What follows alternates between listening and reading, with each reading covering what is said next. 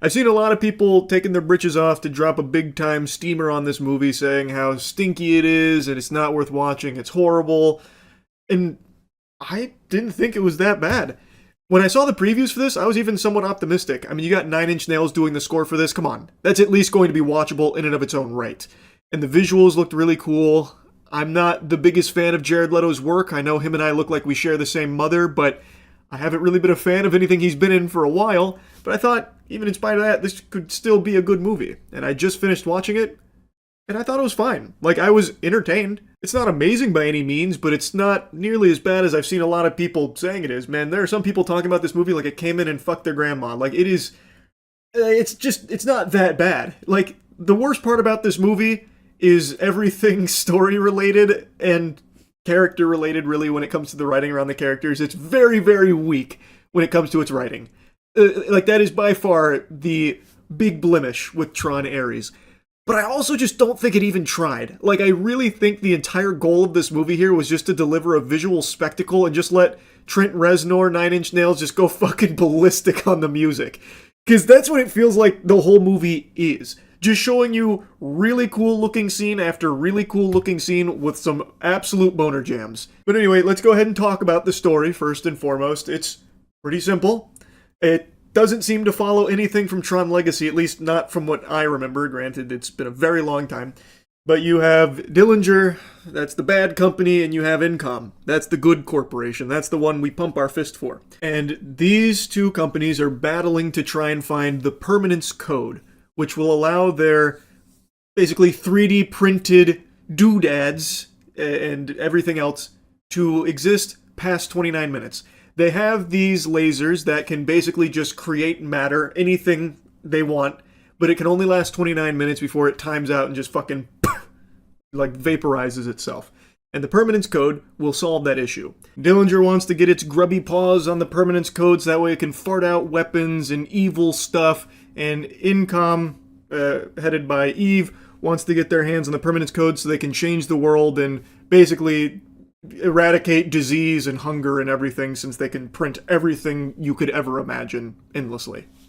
Our main character is Jared Leto, Ares. He is the basically cybersecurity hall monitor superstar of the Dillinger grid. He is an AI program in charge of basically carrying out all of Dillinger's nefarious directives without question. A soldier for him. Dillinger's Umbrella Corp here, they're the bad guys.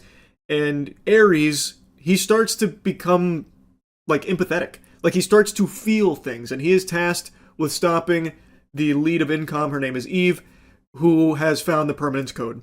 And in doing so, he decides, you know what, I'm going to defy my orders because I want to live. I'm tired of being a program that dies after 29 minutes every time I get, snapped into the real world here. I want to experience life. He becomes very curious. He develops a soul. It's nothing you haven't seen before when it comes to its writing, and it is definitely the weakest part of this movie. There's not a ton of depth to any of the characters. They're not, like, overly fleshed out or anything. It's very simple. But I think it's effective enough to get you from set piece to set piece. So, like, they have the technology to digitize you. So Eve, she gets cornered by Ares and Athena, who is the other cybersecurity superstar of Dillinger. And then she gets fucking minted on the blockchain because they have a laser that can, like, reverse particle, Higgs boson, big ball buster, and, like, zap you into the grid. So they mint her on the blockchain, turn her into an NFT. That way they can extract the permanence code from her, killing her in the process. And Ares, this is his chance. She knows the permanence code, so he's going to save her, defying all of his orders, so that way she can help him survive past 29 minutes in the real world so he gets to experience life. He wants to funge the non-fungible. And in doing so, you get to see the grid, which is very cool looking, and you get to see some action in the real world using these 3D printed, light cycles and the programs. It's cool visually. It's just the writing is really wimpy. It's not well written, and I don't think you're going to see a lot of glaze for that. I imagine most people are going to say the same thing about this film, that it looks really cool, and it sounds really cool. And that's it. And they're right, that is it. But that's a big bulk of the movie. Like, that's like, it put all of its eggs in that basket. There's not a whole lot else outside of those two things anyway. So, while the writing is weak, and while there is definitely some cringe scenes here, I don't think it, like, ruined my enjoyment of just, like, a simple popcorn flick where I'm watching, you know, extreme lights blow up and shit and video game sound effects with, like, a really great Nine Inch Nails track playing. So yeah, it definitely has its flaws. I really think that pretty much everything it set up with the characters was a miss. I just don't see many people going into this film being like, wow, that villain was so deep and complex. Like, he is literally just, one note, that's it. And I've seen that criticism about him as well, and it's true. He doesn't, that's all he is. He's just like, I must get permanence code to do bad stuff for money. He even point blank says, $1 trillion I will make with blood money, Ares, and it's your job to help me do it. That kind of thing. Like, it's very hammered home. It's not a good villain, and our main character is fine, but not super deep either. I'm talking about both Eve and Ares. Neither one of them gets a whole lot of tender loving care put into, like, building this character up to make you invested in them. But even with these flaws, I still did have fun watching the movie. Because, like I said, most of the film is just showing you really cool visuals either in the grid or even outside of the grid. Because they bring the grid to the real world frequently. In fact, I don't think you're ever in the real world without the grid, you know, being present in some way. Whether it's Ares and Athena coming out there or something. Like, pretty much every scene is going to have some cool shit from the grid. And the music is just so good. So I had fun. It's not great. It's not an amazing movie, but I think it was still an entertaining one. That's really about it. So yeah. I don't like Ticketmaster. You all know that. By extension, Live Nation, because Live Nation owns Ticketmaster. It's a huge, messy web that I've clowned on and insulted numerous times now. And I feel like everyone probably shares that same sentiment. I believe in every human being's soul there is a spot reserved purely for their hatred of Ticketmaster to reside. I'm sure everyone has their own experiences and horror stories here. It is just an absolute dogshit business model that is becoming worse and worse all the time. And it's run by this! Bear witness! Worm person! This is Michael Rapino, more like Michael Rapinor, because this man is just a giant fucking wiener. He is the CEO of Live Nation, Ticketmaster, and recently, this is why I'm making this video, he went on to say he had the goal to claim ticket prices are actually underpriced. Yeah, I mean, you know, I think music has been underappreciated. You know, I always joke, sports, it's like a badge of honor to spend 70 grand for a Knicks courtside. They beat me up if we charge 800 for Beyonce, right?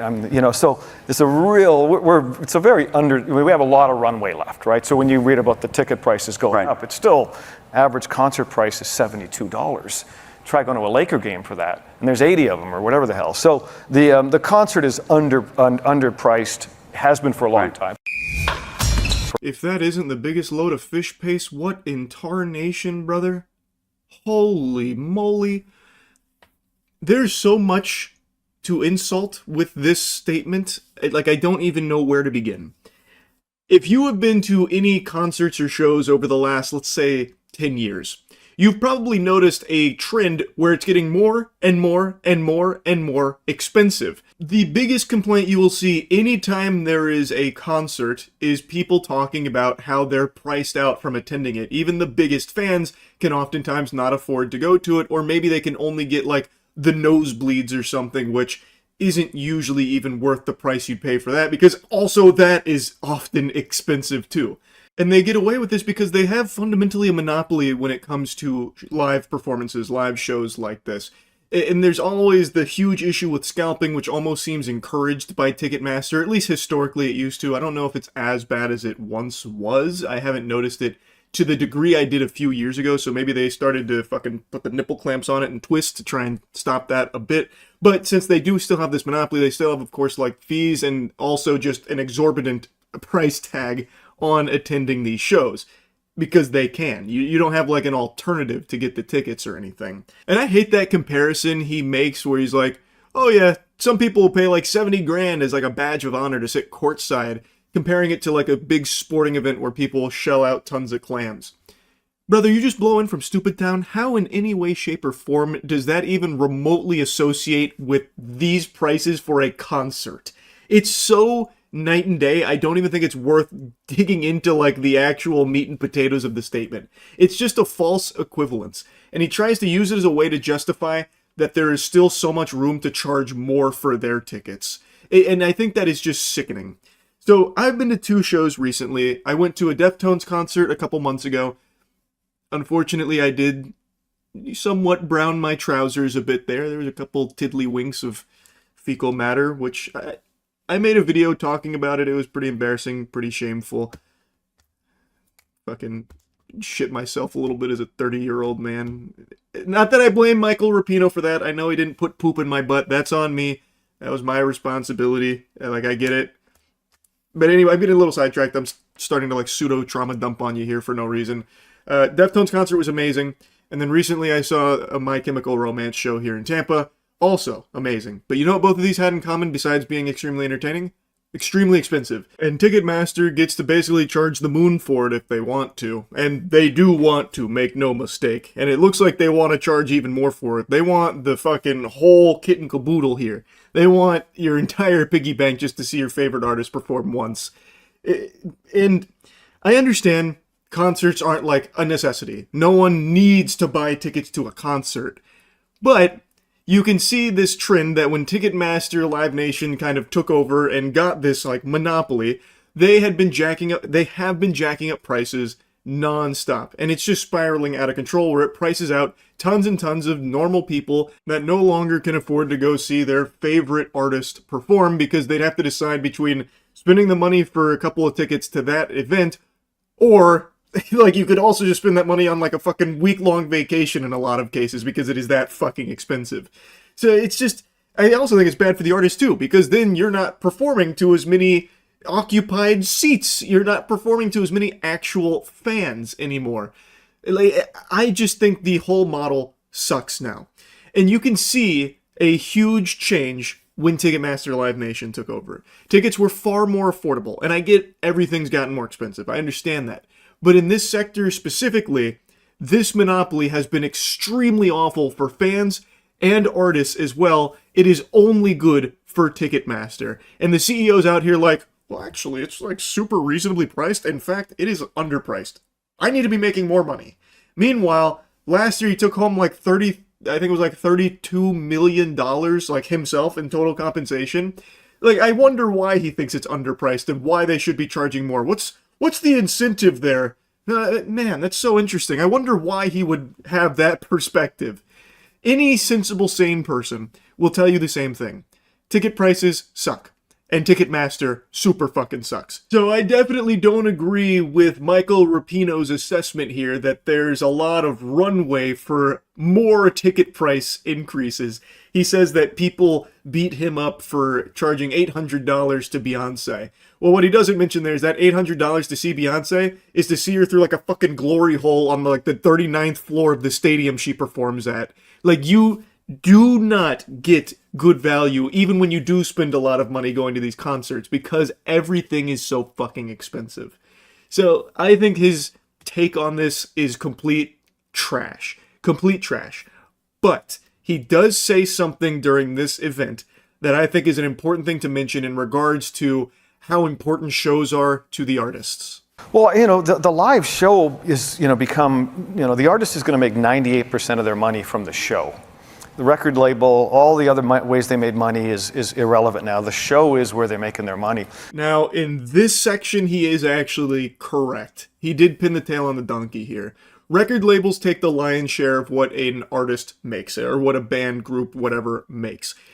I have heard some, what I believe to be, or should be, criminal contracts in the record industry where they will take sometimes like 90% of like streaming revenue, record sales, merch sales, that kind of thing. And thus the band needs to survive off just tours alone because that's where they make their actual money. The record label makes the rest through them on other things. They only see like a small percentage of it. It's fucking terrible. The music industry itself is so unbelievably corrupt. Ticketmaster is just a small component of that.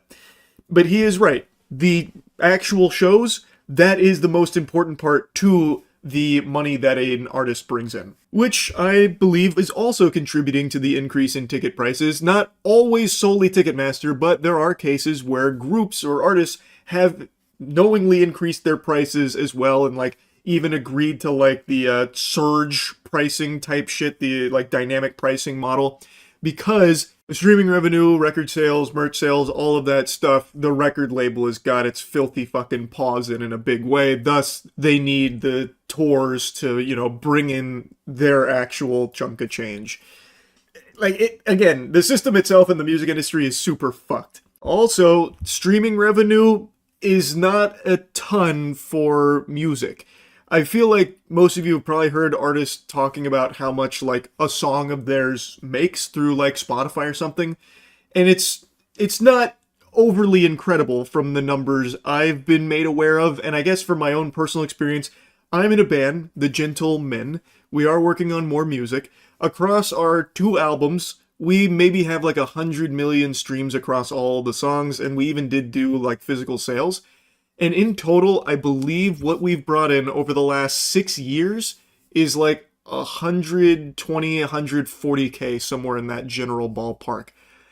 So you divide that between 2 people over the course of 6 years, it's not, you know, the biggest bag of money you'll ever see in your life. You know, you're not talking Scrooge McDuck levels of wealth coming from like music streaming sales. At least not until you're in like the, I guess, hundreds of millions as opposed to just like the 100 million club. Again, I can only speak from my own personal experience and at least the other numbers I've become aware of and what artists have made from those. And we've never toured or anything. If we did, that would probably be where the bulk of the money would come from, because there's not a ton of people buying physical albums anymore. And streaming revenue through listening, through like just song streams, isn't like incredible per stream either.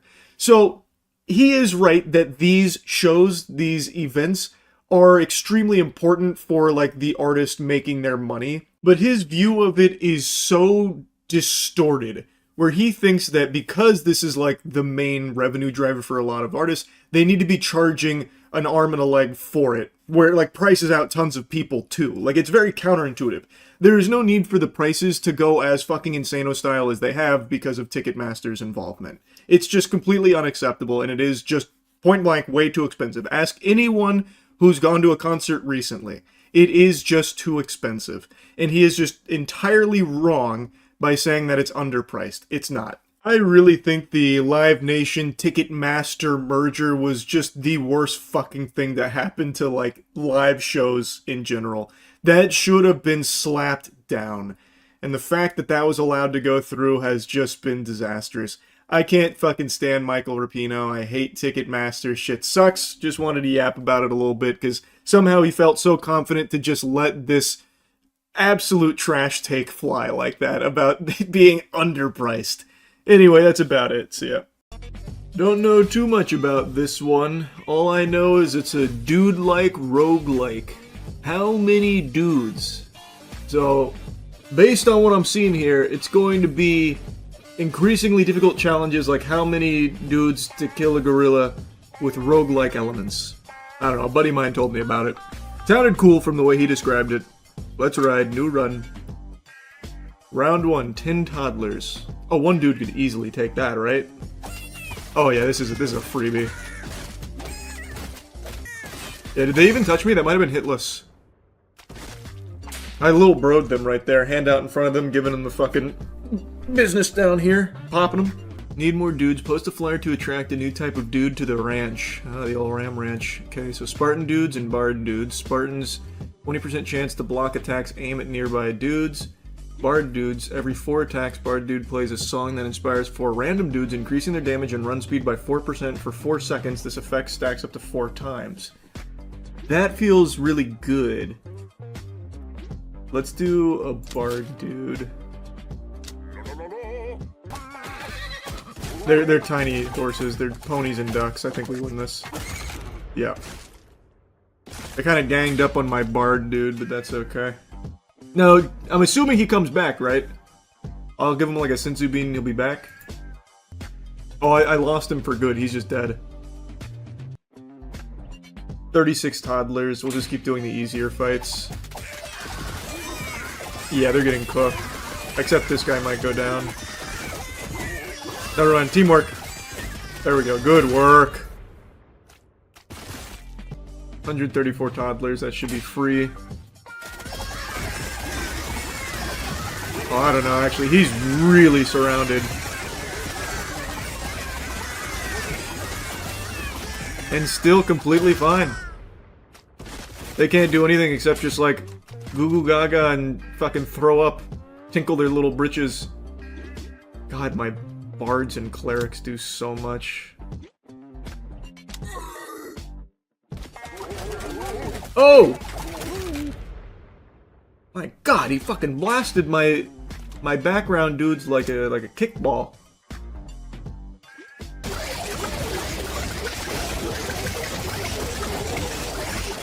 That's making a beautiful sound. What a serene melody. Sounds like Donald Duck getting run through a wood chipper. Yeah, we're not losing any health right now. I bet the stats on this one are great. Yeah. Yeah, that's...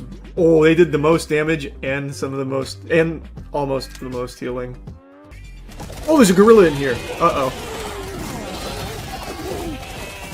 Luckily, I have a ton of healing. He's fucking shoryukening our ass.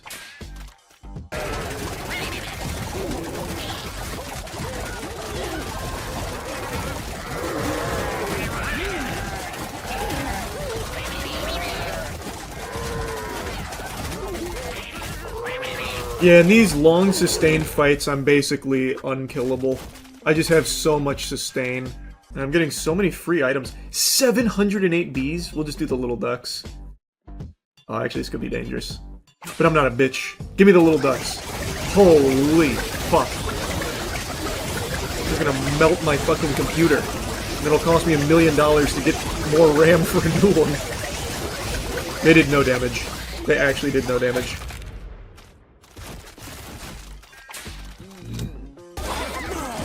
Oh man, this guy's killing us.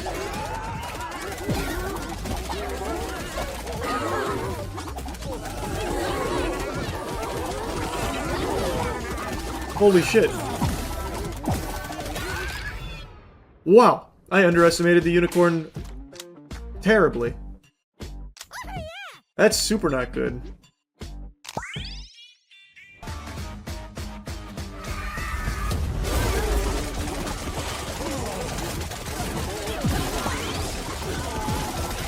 Oh my god.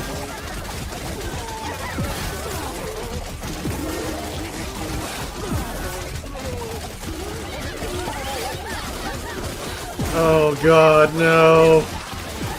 No, my run. Holy shit, these bees were crazy.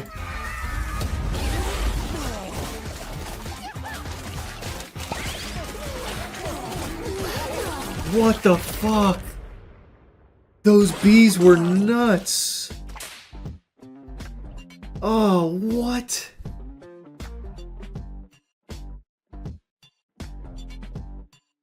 Fuck, man. I cannot believe those bees were that hard to kill. Damn! Yeah, so I think next run, I need to focus... I'll do like a very quick one. I think I need to focus entirely on damage instead of like sustain. Just to see. For shit like that. I'm just gonna do a really crazy like Ooga Booga run here. No think, just damage.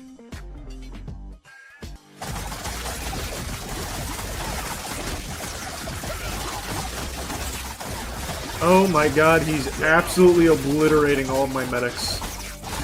They spawned right next to the big guy.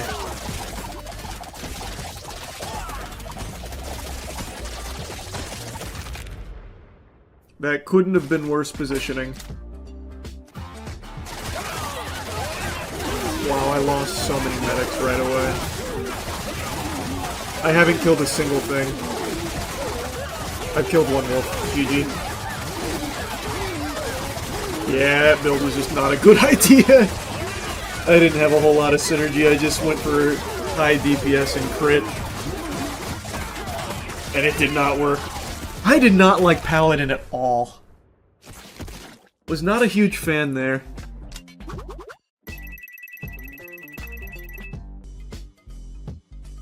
I just genuinely think there is so much potential with Paladins, even though I didn't love them in my last run. Their base stats are so good. I'm going Paladin again. Maybe I just didn't see the good relics. Toddlers will probably actually be easier than this one.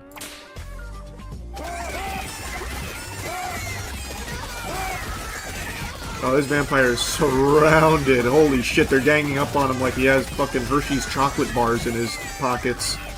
Good lord.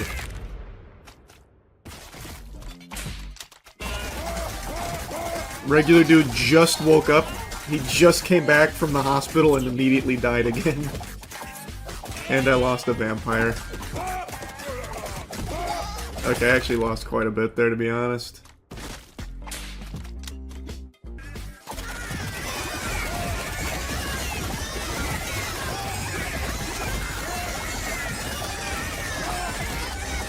Man, the kids don't have a chance against this squad. Holy fuck, they roll out and just annihilate them. Alright. I'm liking our build right now. I'm really liking our build right now.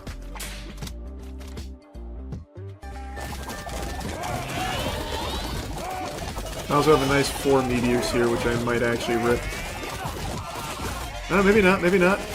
Didn't need to. Gotta have faith in the boys, man. If you don't believe in the boys, who will? I think I will just blow him away so I can save that Viking dude. No, don't do it, Viking dude! I did that to save you! Ended up working out just fine. Nope, he still died. All you had to do was not go over there and try and solo him. The vampire thing just procced. I saw it happen. That was cool.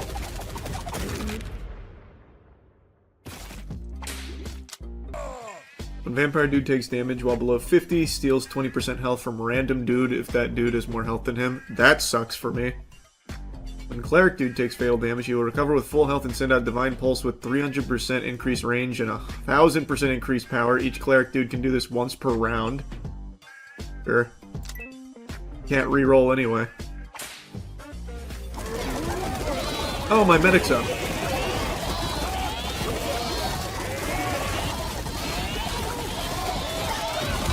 Just play it safe.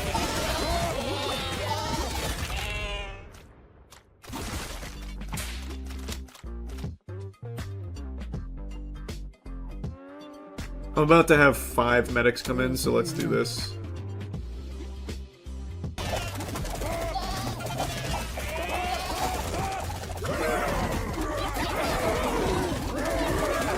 Very clean! Didn't lose anybody. Oh my god, we are fucking sailing so smooth. Oh yeah. Wow. That was no problem at all. Yeah, we fucking ganged up on him like we were trying to recover a fumble in football there.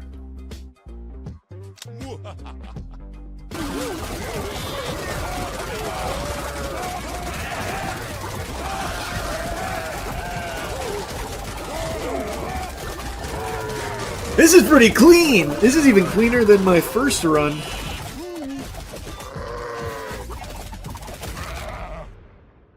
I'm liking the position we're in here. Alright, I'm back. My fucking dudes are getting a little rambunctious here, a little out of control. Antsy. Ram Ranch is popping off right now.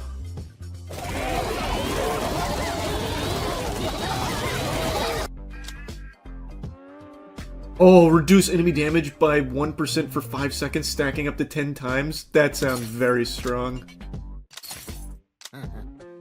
3 alpha wolves. Fuck it.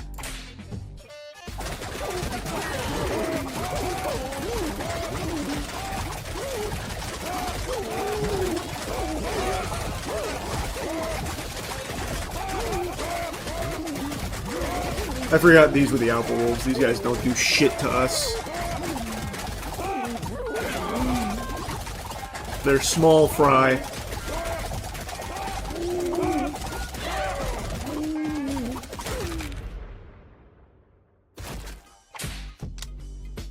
I could give everyone 5% crit chance, like that's probably worth spread across this many dudes.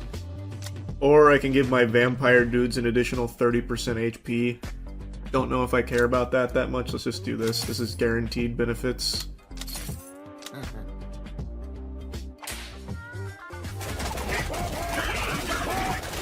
I don't remember seeing these pigs. Did I avoid pigs in my round 80 run? The feral hogs. Hog Rider. This vampire and this pig were having quite the slugfest there.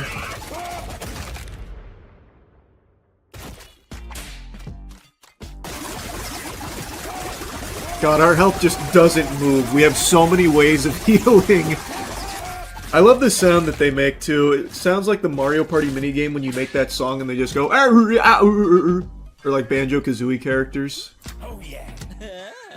I'm just gonna keep load... Oh, that's a lot. 3... That might be a little much. That might be a little too much. If I was a bitch, run it.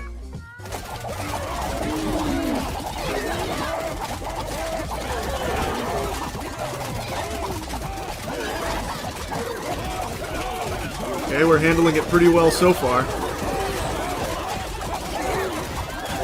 There we go, we got our first kill. Our second kill.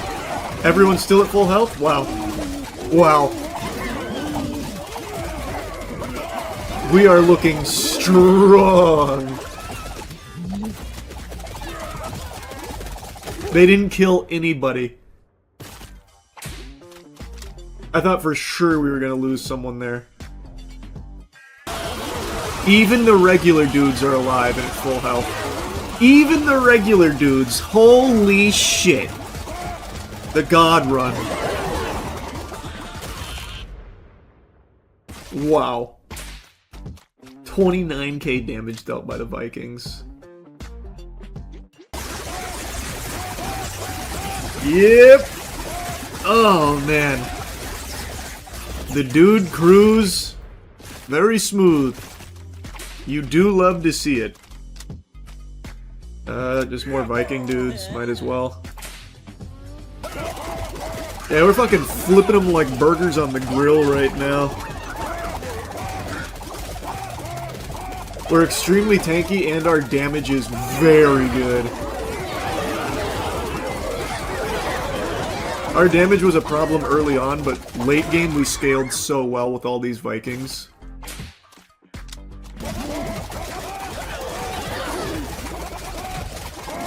This one's the toughest one so far, but it looks like our vampires stacked the damage reduction on them because they're not hitting as hard anymore. So good, man. So good.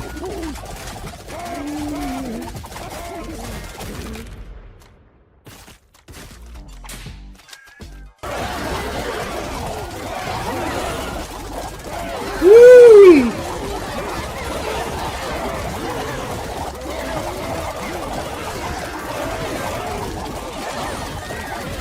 Yep.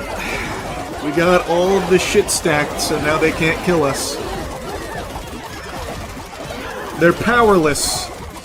Once the most fearsome predators in the animal kingdom. They can do nothing against the dudes.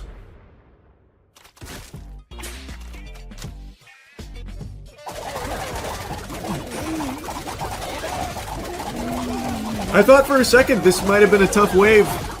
It was not.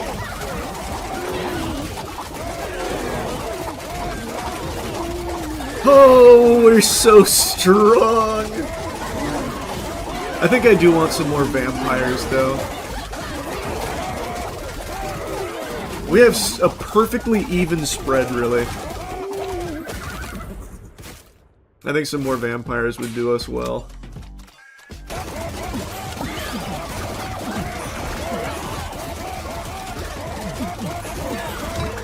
Hang in there.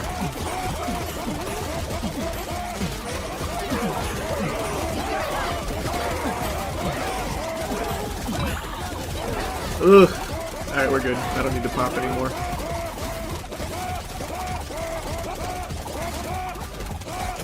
I might have played that too safe, to be honest. I think I might have used too much shit, but whatever.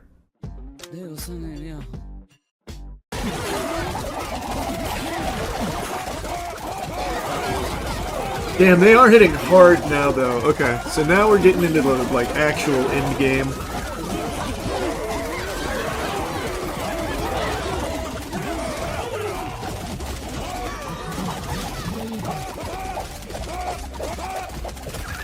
Nice.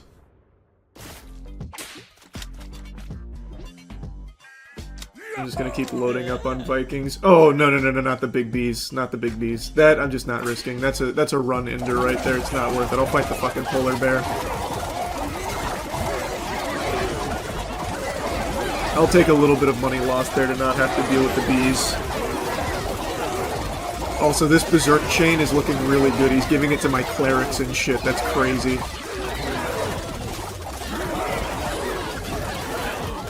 And this one vampire. He's got him. Oh, wait, no, that was rude. Just threw him away like some dirty laundry.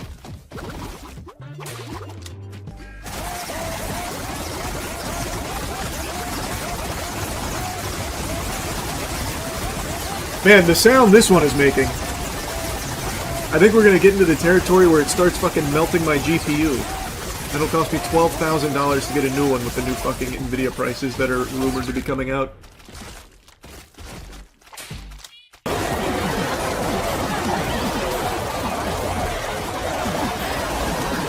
God damn it! Stabilize! I think we got it. I think we got there.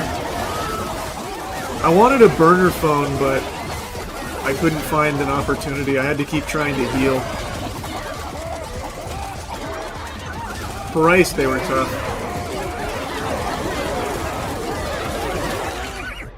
We did it! Round 100 complete. Oh yeah. We did it. Now we're just into the endless waves. We fucking did it, baby. Man, round 100 was no joke. That made me blow every resource I had. But we did it. Oh, and we're gonna finish with bees. No way I get out of this alive.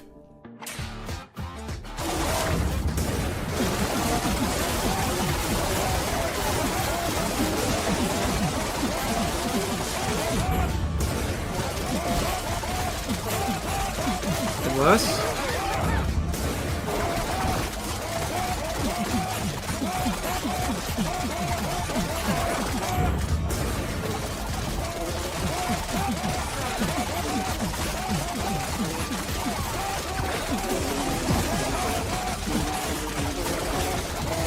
Wow! We're actually gonna hang on!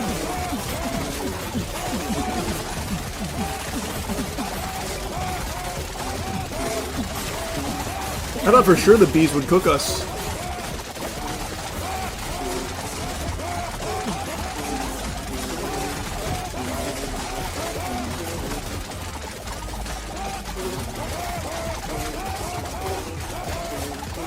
We went through 1,000 bees and 54 big bees. Pretty fucking good.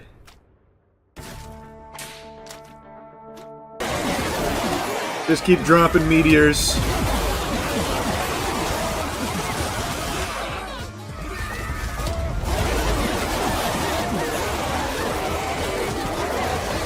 They're very tanky, so it's taking a while to kill, but we're gonna survive just fine. I'm excited to see what else they add to this game. Because this is still just a demo. I imagine they'll get up to things that aren't just animal related. How many dudes to kill Cthulhu? How many dudes to kill fucking Galactus? I'm very curious. Wow, we're gonna fucking survive this too. Really? Wait, we're doing so well. I'm telling you, man, vampires might have been the secret sauce. Paladins and vampires. We already knew Cleric and Medics were amazing, and Vikings always sounded good, but I had no idea vampires would perform this well. They're unkillable. Even when one does die, it revives itself, and since it has so much lifesteal and shit and overhealing, it probably just like gets itself all the way back to full without me even noticing. Very cool. That's some good shit. Oh my god. I didn't think we'd be able to buy here. What the fuck? This is so good.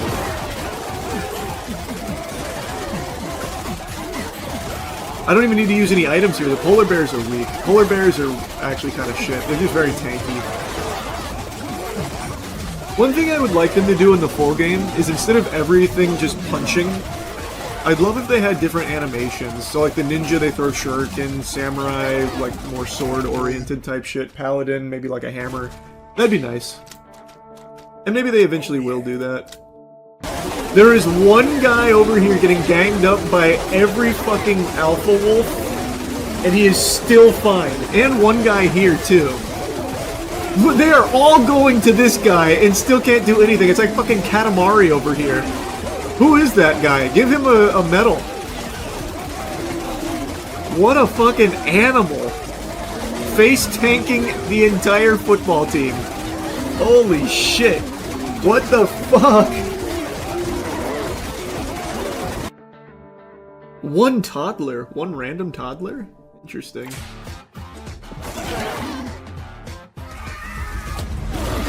This is gonna be tough. Yeah, they just killed the paladin right away. Run! No!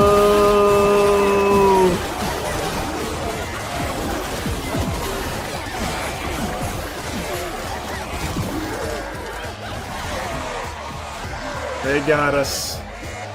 1,600 geese. Round 114, that's pretty fucking good.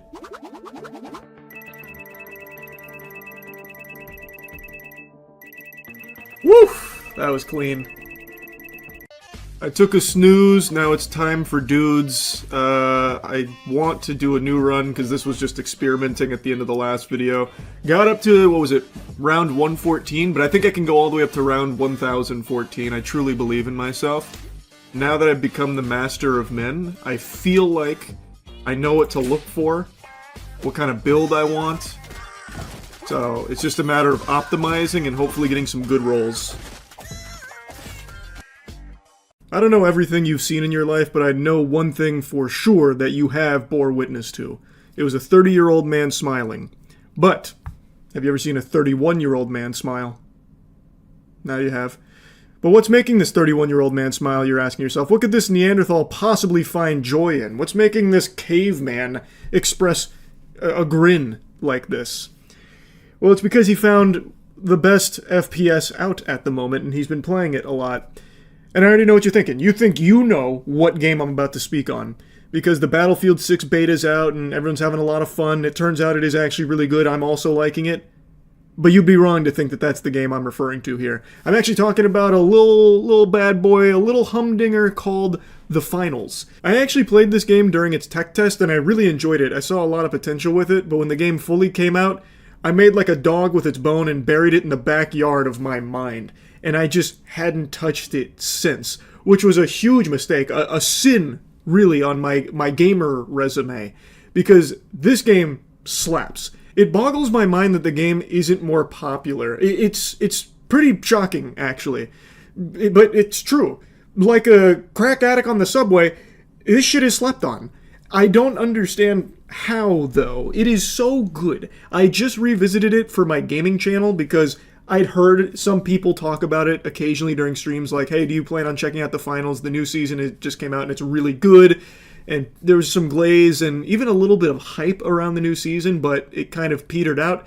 But for the gaming channel, I'm playing like everything ever made. So The Finals is something that piqued my interest when it got mentioned. So I hopped on there on a whim and I had so much fun playing it. So now I've played it every day since. It really does feel like something new in the genre, which is very rare. It feels like such a fresh take on an FPS multiplayer experience. Now, that's not to say everything about it is totally unique. A lot of the abilities you'll see you've definitely used before, such as like a dodge or a turret that you can place, things like that. But mixed in there are also some things I know you haven't seen before, like a dematerializer, where you can like dematerialize a wall, a floor, pretty much like any surface, because the game has an extreme level of destruction. It is a core component to the gameplay loop where you will be strategizing around it. So like if you're playing 2 heavies and a light, you might want to consider like blowing up the top floor of the building where the vault that you're going to cash out is.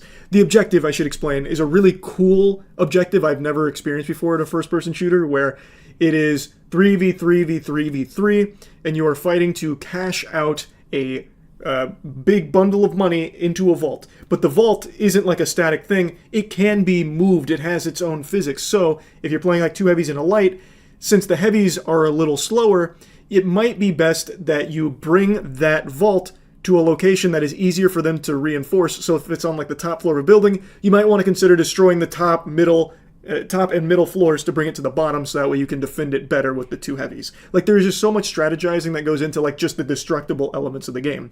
And I know destruction has become a marketing nothing burger buzzword, because a lot of games will build themselves as having destruction mechanics, but all it is you can blow up like a toilet somewhere and they're like, yeah, Destruction 6.0 is here. But in this game, trust me, it is big. Like Battlefield 6, actually, in the beta, destruction is actually finally back in Battlefield in a big way, but I would argue the finals has even more of it, and it's even more integral to the experience. Not to like compare the two, but I just want to make a mention, like, the destruction is really important here. But it's not like the main selling point. The main selling point is just how smooth the game is and how fresh everything feels. So, yes, there's going to be plenty of familiar guns and weapons, like melee weapons that you'd probably used before, guns you've definitely used before, abilities you've used before, but they're used in a new way in this game, and it blends so well. There's a really good video from a YouTuber named Kelsky, who just went over everything that the finals has to love about it, and I think he does a great job at capturing all of it. So if you want like a deeper dive into why I think it's the best FPS, I agree with a lot of what Kelsky says in that video. But I also wanted to drop you some of my random clips over the last couple days of playing the finals. These are in no like particular order. They're not even that impressive, but this is just the first time in a long time where I've really been like hooked on a first-person shooter multiplayer game. So I just wanted to drop these here and just put this game on your radar as something to maybe check out if you want like a fun first-person shooter to hop into. I saved it. Oh, I'm clutch.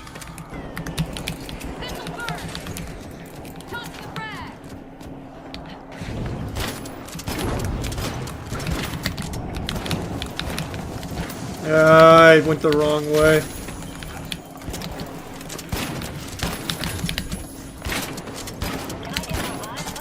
Clutch. I've learned. Yep. I've learned. I understand it now, baby. Huge. Solo team wipe. Well, not fully solo. Almost fully solo teamed wipe them. Actually, it might have been solo. I think I got the other guy too, didn't I? With the grenades. I know they're mad too. I gave them those vegetables. They said, no, please. Not that. Not the broccoli. Not the cruciferous greens. And I said, it's gotta be done. Oh, shit.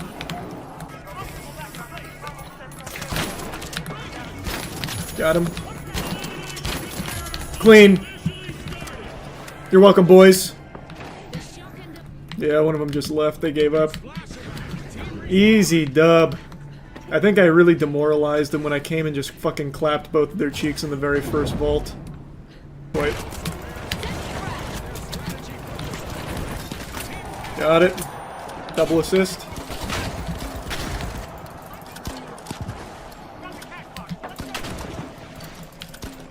Oh, that was sad. That was very sad. Wow. This guy's got 14 frags right now. Man might drop a 20 burger on their skulls. Just reload.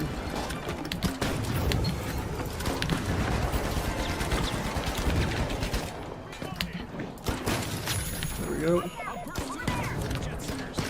I got him, I got him.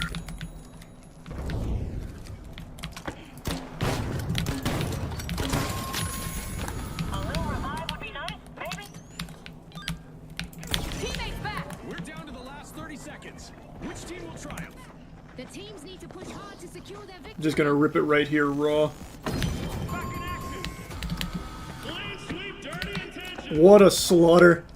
I'm double digits. He's in 20 kill ballpark. And our other guy still has 0. I don't even know how it's possible to have 0 right now with the slaughter we've been putting on him. It's been a full-blown hurtin'. Spread out, spread out, spread out.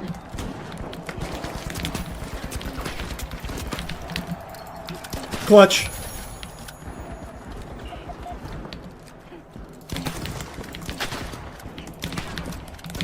Oh, no, no, no! I had that too.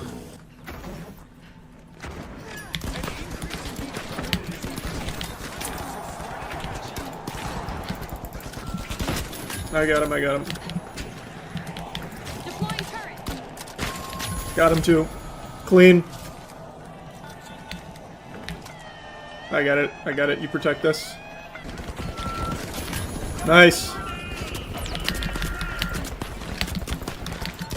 Clean! Oh my god, that's strafe.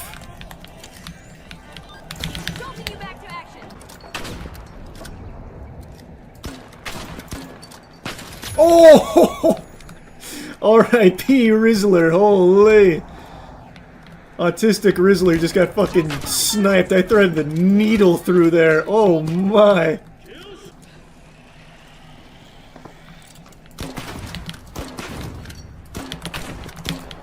Got him. Got him too. Oh, he's still alive. Nope, no he's not. No, he's not.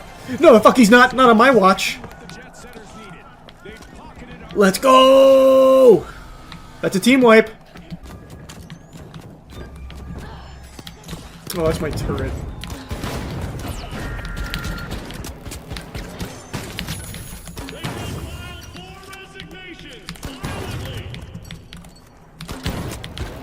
Clutch.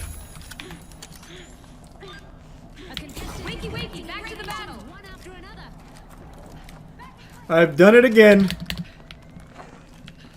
Huge clutch again. Ice in my veins. Gotcha. Team wipe. Fucking chicken jockey. I'm going ballistic.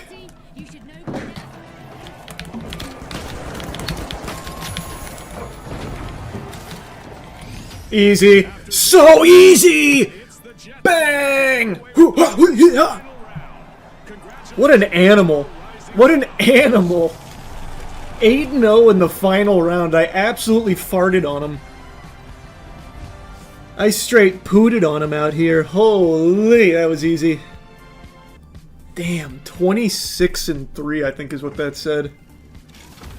Nice, bronze 4. We're already cruising up the ranks. I wonder if I should get a medic dude, or continue to try new stuff, like with the Warlock. I might try the Warlock.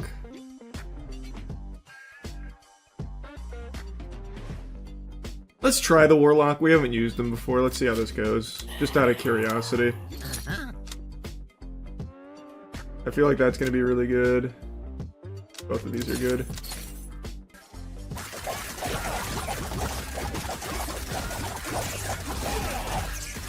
Warlocks really were a terrible call. Like, actually really bad.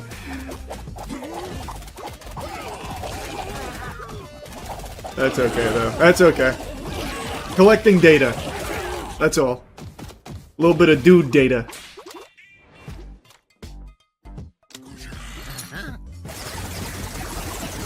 Warlocks were just a really bad choice. I think I'm just going to abandon Warlocks, unless they have a really good relic that I haven't seen yet.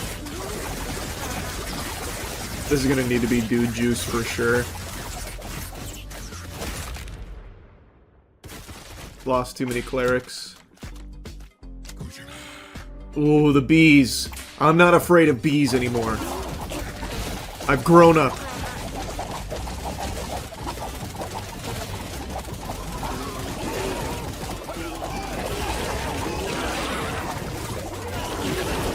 Yeah. I'm no longer traumatized by those dirty little bastards, those bitches. They don't scare me.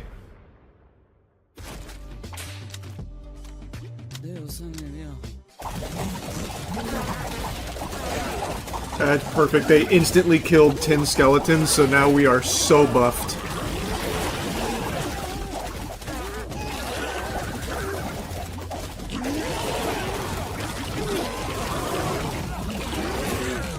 That was perfect.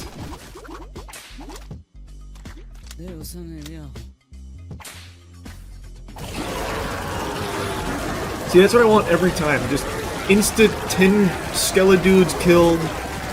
Just fucking blasted, so that way all of us are tankier and we fight in their honor.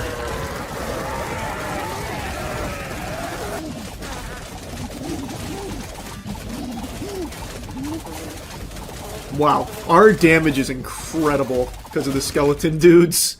Holy shit. Them dying just gives us so much. We get so much value out of it. You know, the Warlocks really weren't the worst call in the world. They just don't ever die. Which is nice. Maybe I should have bought the Taunting Relic for them when I had the chance.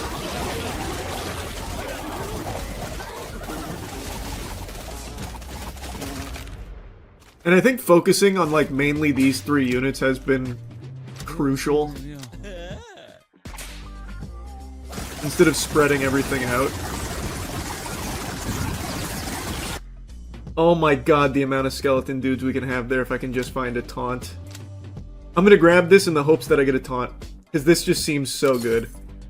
This is great, but I'm trying to invest for, like, going into 150.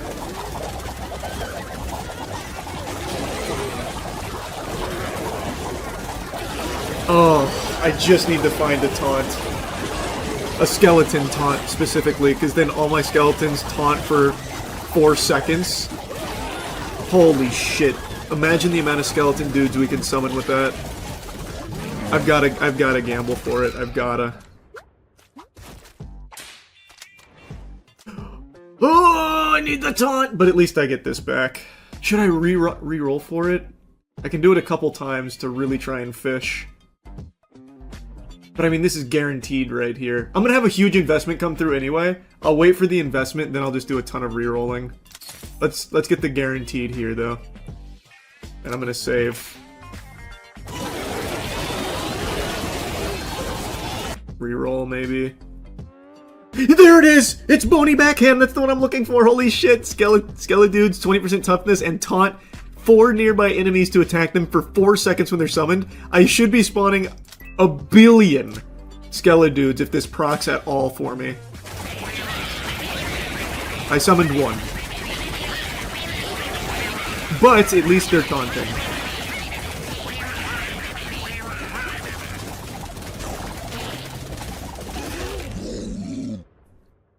The taunt is still incredible. There's my huge investment.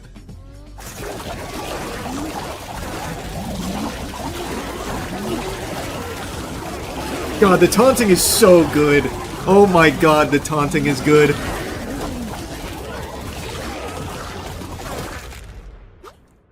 Fuck, what a crazy run.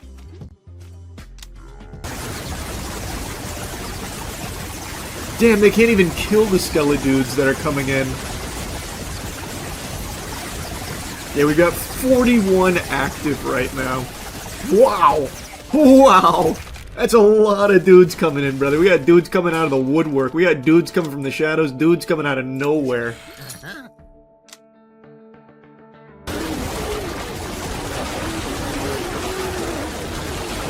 Somehow they are laser focusing on our clerics. What the fuck? I've summoned over 200 Skeledudes.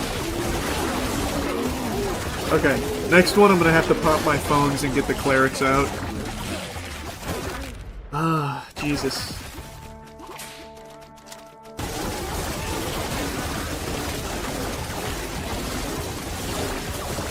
Alright, now they're dying, we're fine. Oh, we might make it to 120! I'm putting the cart before the horse a little bit here, but this is looking good.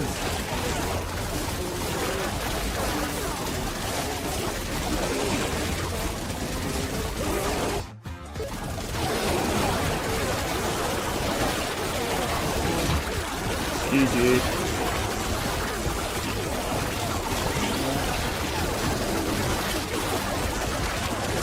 Damn it!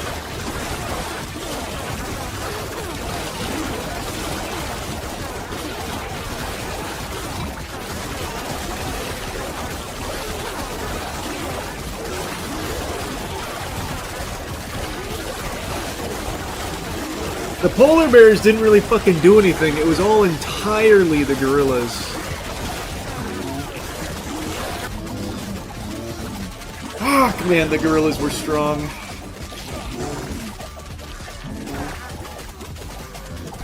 Well, we got to 119 at least. If I hit a store, we're good, but I don't hit a store here. It's next round I hit a store. GG! 119.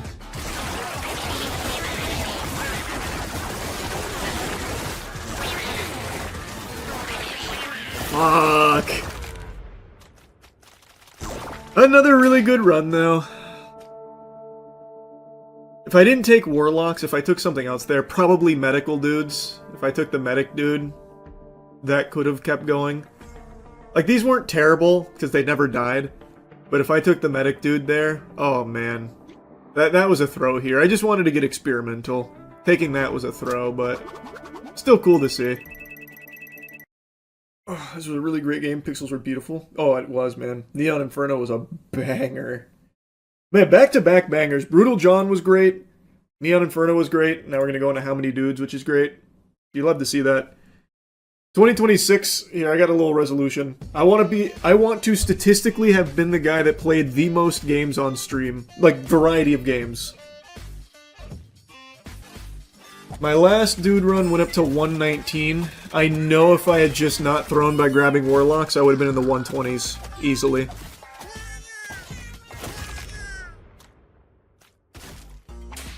I've got a good handle on the fundamentals. A bard would be great, too. But I think what I'm going to do is I'm going to go Necro Dude, Franken Dude, because I think that's the strongest combination in the game. Cleric for sure. And then maybe Bard Spartan for blocking. Because the big problem at the end of the game is like the fucking 2,000 gorillas and shit.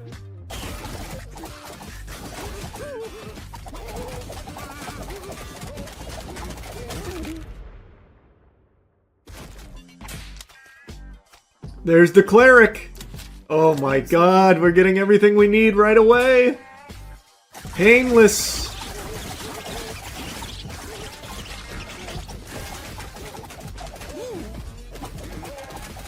Now the last thing I want is Spartans, and I think we're kinda set. Oh, I didn't get Spartans. Damn, that's really unlucky. It's gonna have to be Paladins then. Damn. Really wanted Spartans. I don't think Paladins are going to be able to tank enough for us in the 120s. No choice, though. I didn't get any dice, so I can't reroll. Tough. Alright, Paladins. No, I guess... No, it has to be Paladins. I can't risk anything else. That's just super not helpful. My Franken dudes are just getting fucking blasted. This is so useless for me. But we're gonna grab it. Again, we're gonna try and prep for a 120 run. It's looking unlikely, but oh my god.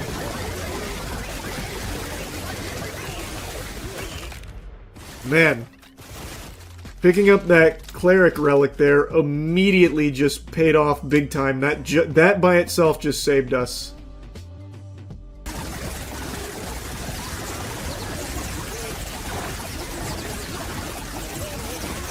Alright, alright.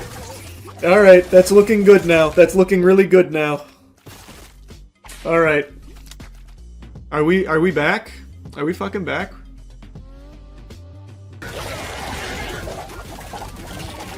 Okay, it's looking good again. Alright, we're entering the late game now. Well, not really. We still have another 50 waves before late game, but we're starting to turn it around. That's what we needed right there. If you're standing up, you're going to want to take a seat for this because boy howdy do I have bad news for seafood enthusiasts out there. You are not safe. It may already be too late. I'm sure you've seen some of the headlines. Radioactive shrimp has found its way into the States.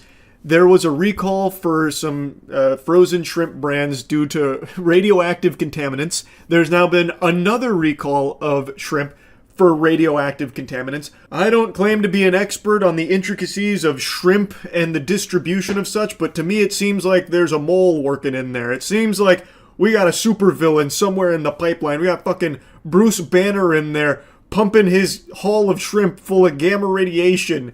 And unfortunately, it's not turning us into the Hulk or anything powerful. It's just making people really sick. Or at least, that's what we were led to believe initially. But today, someone came forward and blew the lid wide open. It's not just making people sick.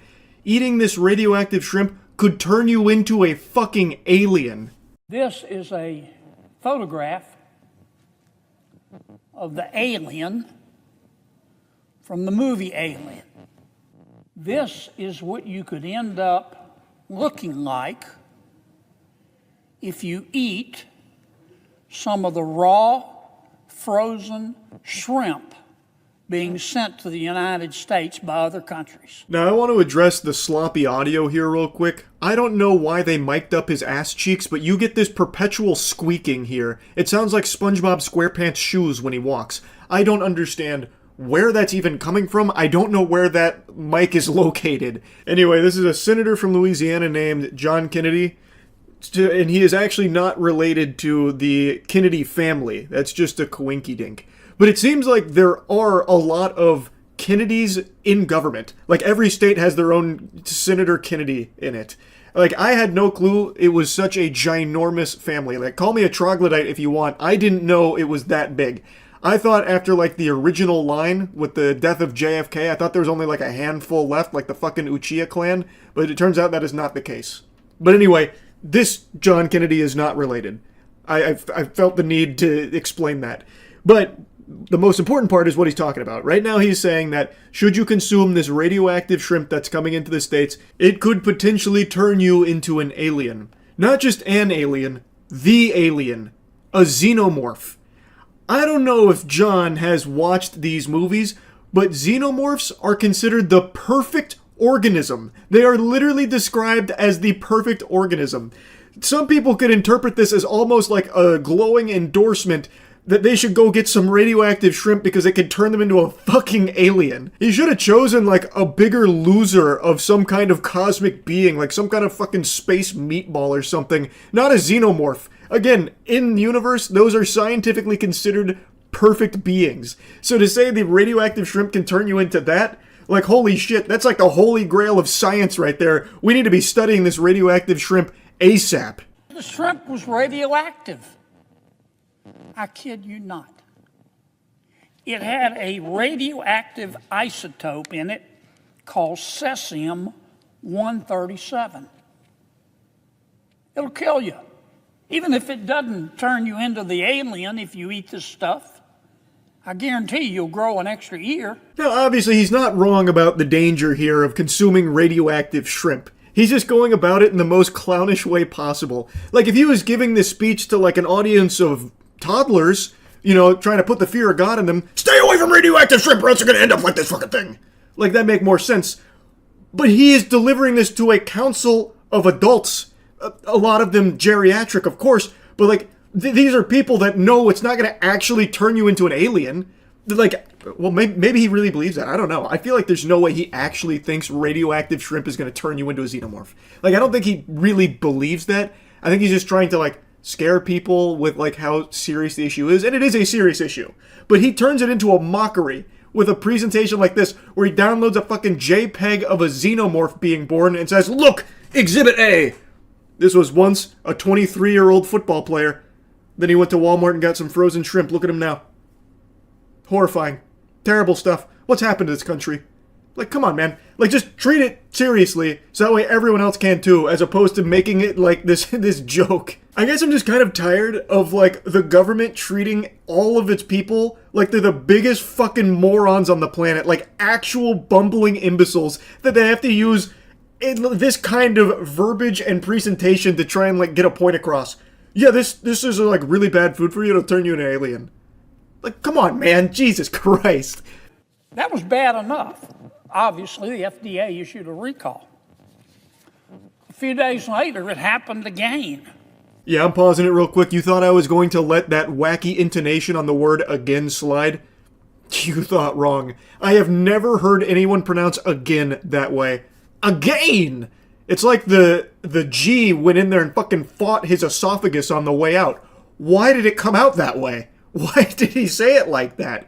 It was like he had a battle in his mouth just to get the word out there. Like, maybe he's been consuming some radioactive shrimp. I don't know. It's not being inspected. It's supposed to be. It's supposed to be inspected by the National Oceanic and Atmospheric Administration. We call it NOAA. It's part of the Department of Commerce. And yes, they're inspecting some of it, about 1%. On a good day, 2%. The United Kingdom inspects 50% of the foreign seafood coming into its nation. Even China does a better job. I completely agree. I think that is totally unacceptable. So what are you proposing we do about it, John? Maybe, like, beef up NOAA so it can do a better job at what it's supposed to be doing? If that's the case, if that's what you're pitching, why do you vote completely opposite of that? Brother, NOAA just had huge budget cuts. NOAA is being gutted right now by the current administration, which you are voting for, by the way. So he's out here talking about the dangers of radioactive shrimp turning you into a goddamn alien and reprimanding NOAA for allowing this to happen, doing such a piss-poor job of inspection, but he is voting to kneecap them. From everything I can see, John Kennedy has been, like, on the side of these kind of budget cuts. So what the fuck, man? Like, what are you yapping about? Why are you pretending to be surprised or outraged? You are actively taking money away from NOAA, which in turn is obviously going to affect their ability to do these inspections. Like, they've already been cut tons of jobs. Like, why are you surprised? And why are you pretending to give a shit? Like, the radioactive shrimp and, like, NOAA not doing its job, you have a role to play in that. And you're acting like, NOAA just sucks. NOAA's terrible. They're not doing a good job. They need to do a better job. Like, that's his closing statement, by the way. This is unconscionable. It should not be happening in the United States of America. Now, I am biased. I believe in homegrown Louisiana shrimp fresh out of the Gulf, not radioactive, but I understand that some stores prefer to buy foreign shrimp because it's cheaper. Now we know why. The damn stuff is radioactive. NOAA needs to do a better job of inspecting the shrimp that is sold from other countries that don't abide by the same standards we do to the consumers of the United States of America. I completely agree. It should inspect more. It needs to. We need to take food safety far more seriously than we do. So then why are you voting to make it harder for them to do that? You are taking money away from NOAA, which is making it harder for them to do these inspections that you are attacking them for not doing enough of. It doesn't make a whole lot of sense. It's like me being mad at my toilet for there being poop in it, but I also just took a shit in it like 10 minutes ago. You know what I mean? Like, it doesn't make sense. You're a fraud. You're a goofball. But hey, John, credit where credit is due. Your PowerPoint, that shit went insano style. I love seeing that one. Radioactive shrimp turning us into aliens, that's a banger. Good work on that. Anyway, that's really about it. So yeah. That's what we fucking needed. You can never count the dude out. A dude is at his strongest with his pants down, fucking ass up. And look at us now. Yikes. Okay, I have to pop that potion. That was looking a little threatening. None of my Skeledudes died, so we didn't get any of the toughness or the other buffs or anything. That's okay. I don't know if we can kill the unicorn without taking a lot of casualties. I need to show faith in the dudes, though. I need to. If I don't believe in them, who will? Yep, they instantly killed one of my clerics, but luckily he procced.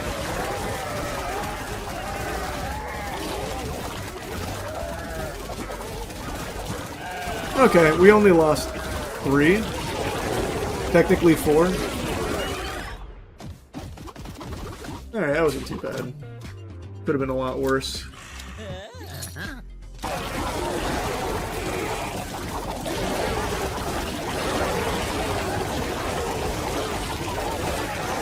Yeah, I wish I didn't grab these 4 paladins.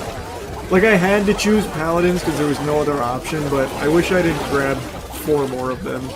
That would have been really nice if I spent it on bards or franken dudes. I fucked up.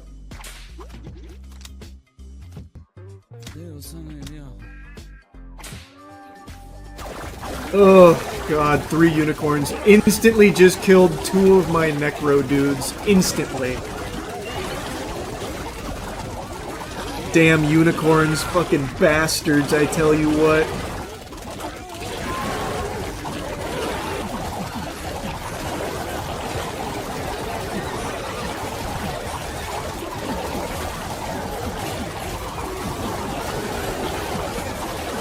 And these bad boys are standing strong. Holy. Having a hard time chopping them up.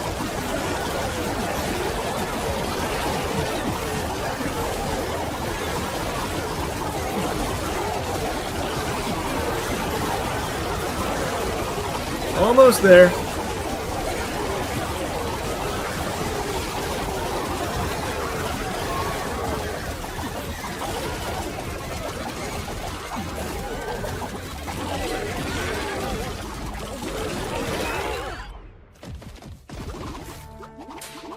They did not go quietly.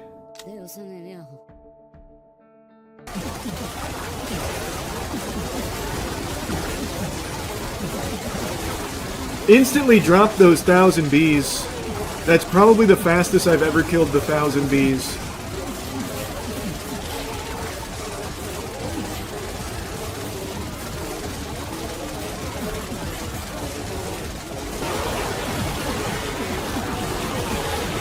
Hang in there, you fucking bastards! Please stop dying. My bards are getting clapped. Alright, we're fine.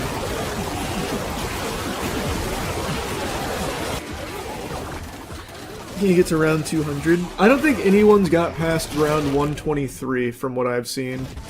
123 is the filter. Because 123 is 1660 polar bears. And I think the only way you can get past that is with Spartans. Why I was trying to build Spartans, because I think they're like really the only way.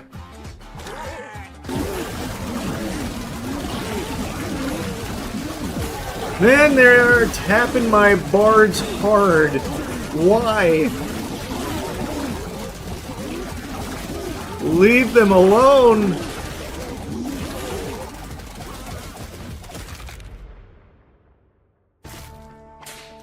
The only units I fucking lost were bards. Oh, yeah.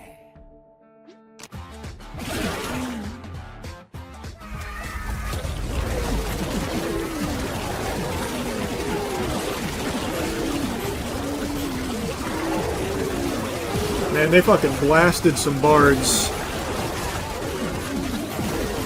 Damn, they're still blasting some bards. Oh fuck, they're really... Oh man, they're really getting after the bards.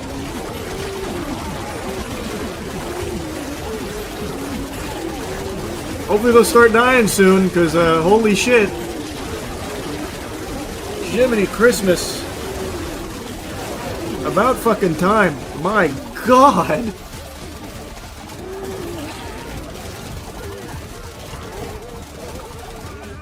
So many bard corpses littering the battlefield.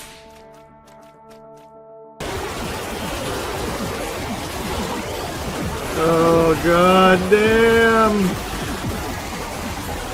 My Franken dudes!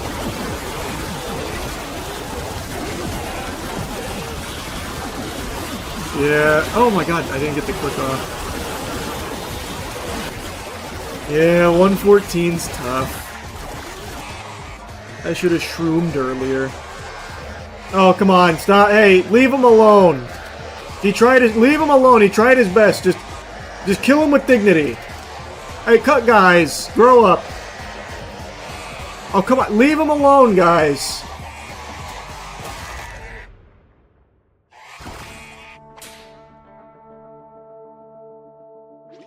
Damn.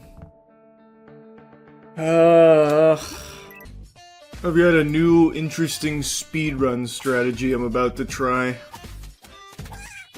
So what I'm going to do is I'm going to choose early game easy route more often. and compound the investments.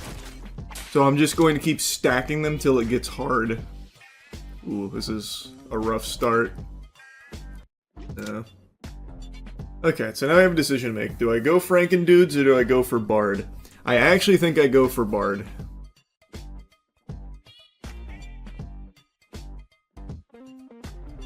I think I just keep re-rolling for Bard. But the Necrodude Frankendude combo, oh, brother, that's putting Mozart in front of a piano. I don't know. I feel like I'm gonna get a lot of value if I go Bard. Plus, everyone and their mother's doing Necrodude Frankendude. We're going for Bard. We're getting experimental.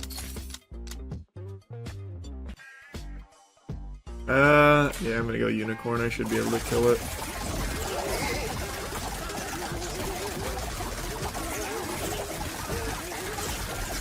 Yeah, the taunting was really good here because he's all over the knight. Look at that. No casualties on Unicorn Wave. Oh, fuck, that's nice. That's some good shit. That's some real good shit. Kata came in here to appreciate it. Mm-hmm. Yeah.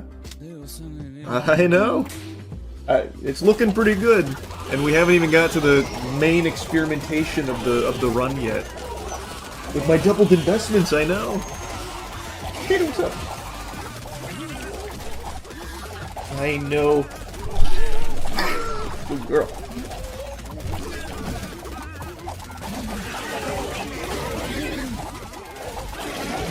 I'm very surprised. Like this, I've been like malnourished this run on relics because I've been saving, and we're still this strong. This is pretty solid. I do think though after this boss, I will need to do the easy routes.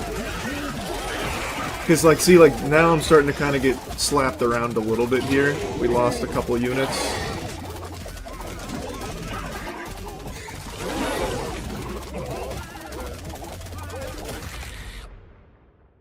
So it'll probably be required to do the easy stuff going forward.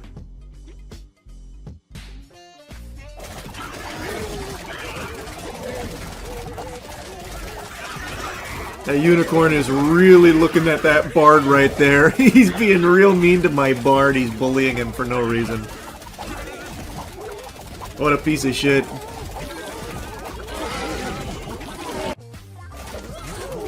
Oh, he killed a regular dude. Have mercy. It was just a normal man. He wasn't even a fighter. He was here by accident. He wandered in. Okay. I'm about to have so much money come in. I wonder if 2 investments is enough. 2 full investments stacked. Or if I should do 3. That's the decision I'm about to have to make.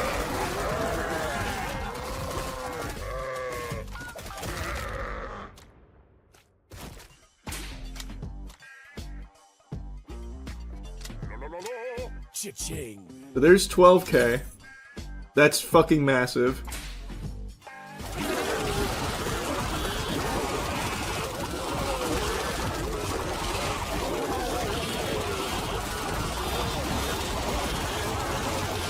But should I do it again? Get up to the 26,000 by the end. Like, I'm still doing fine. I can't decide.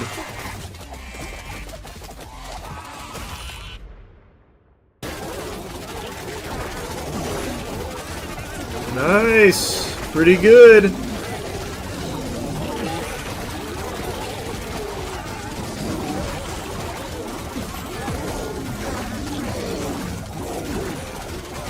The damn shame still no Bony Buckler. Or Bony Backhand, whatever the fuck it is.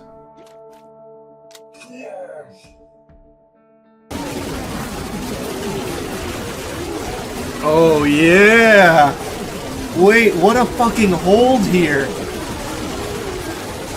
Holy shit!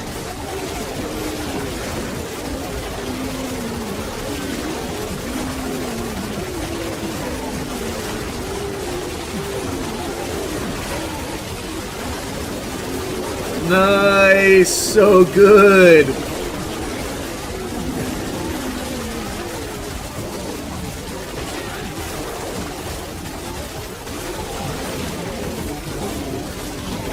Good shit, dudes. Holy fuck. The dude news is looking good here.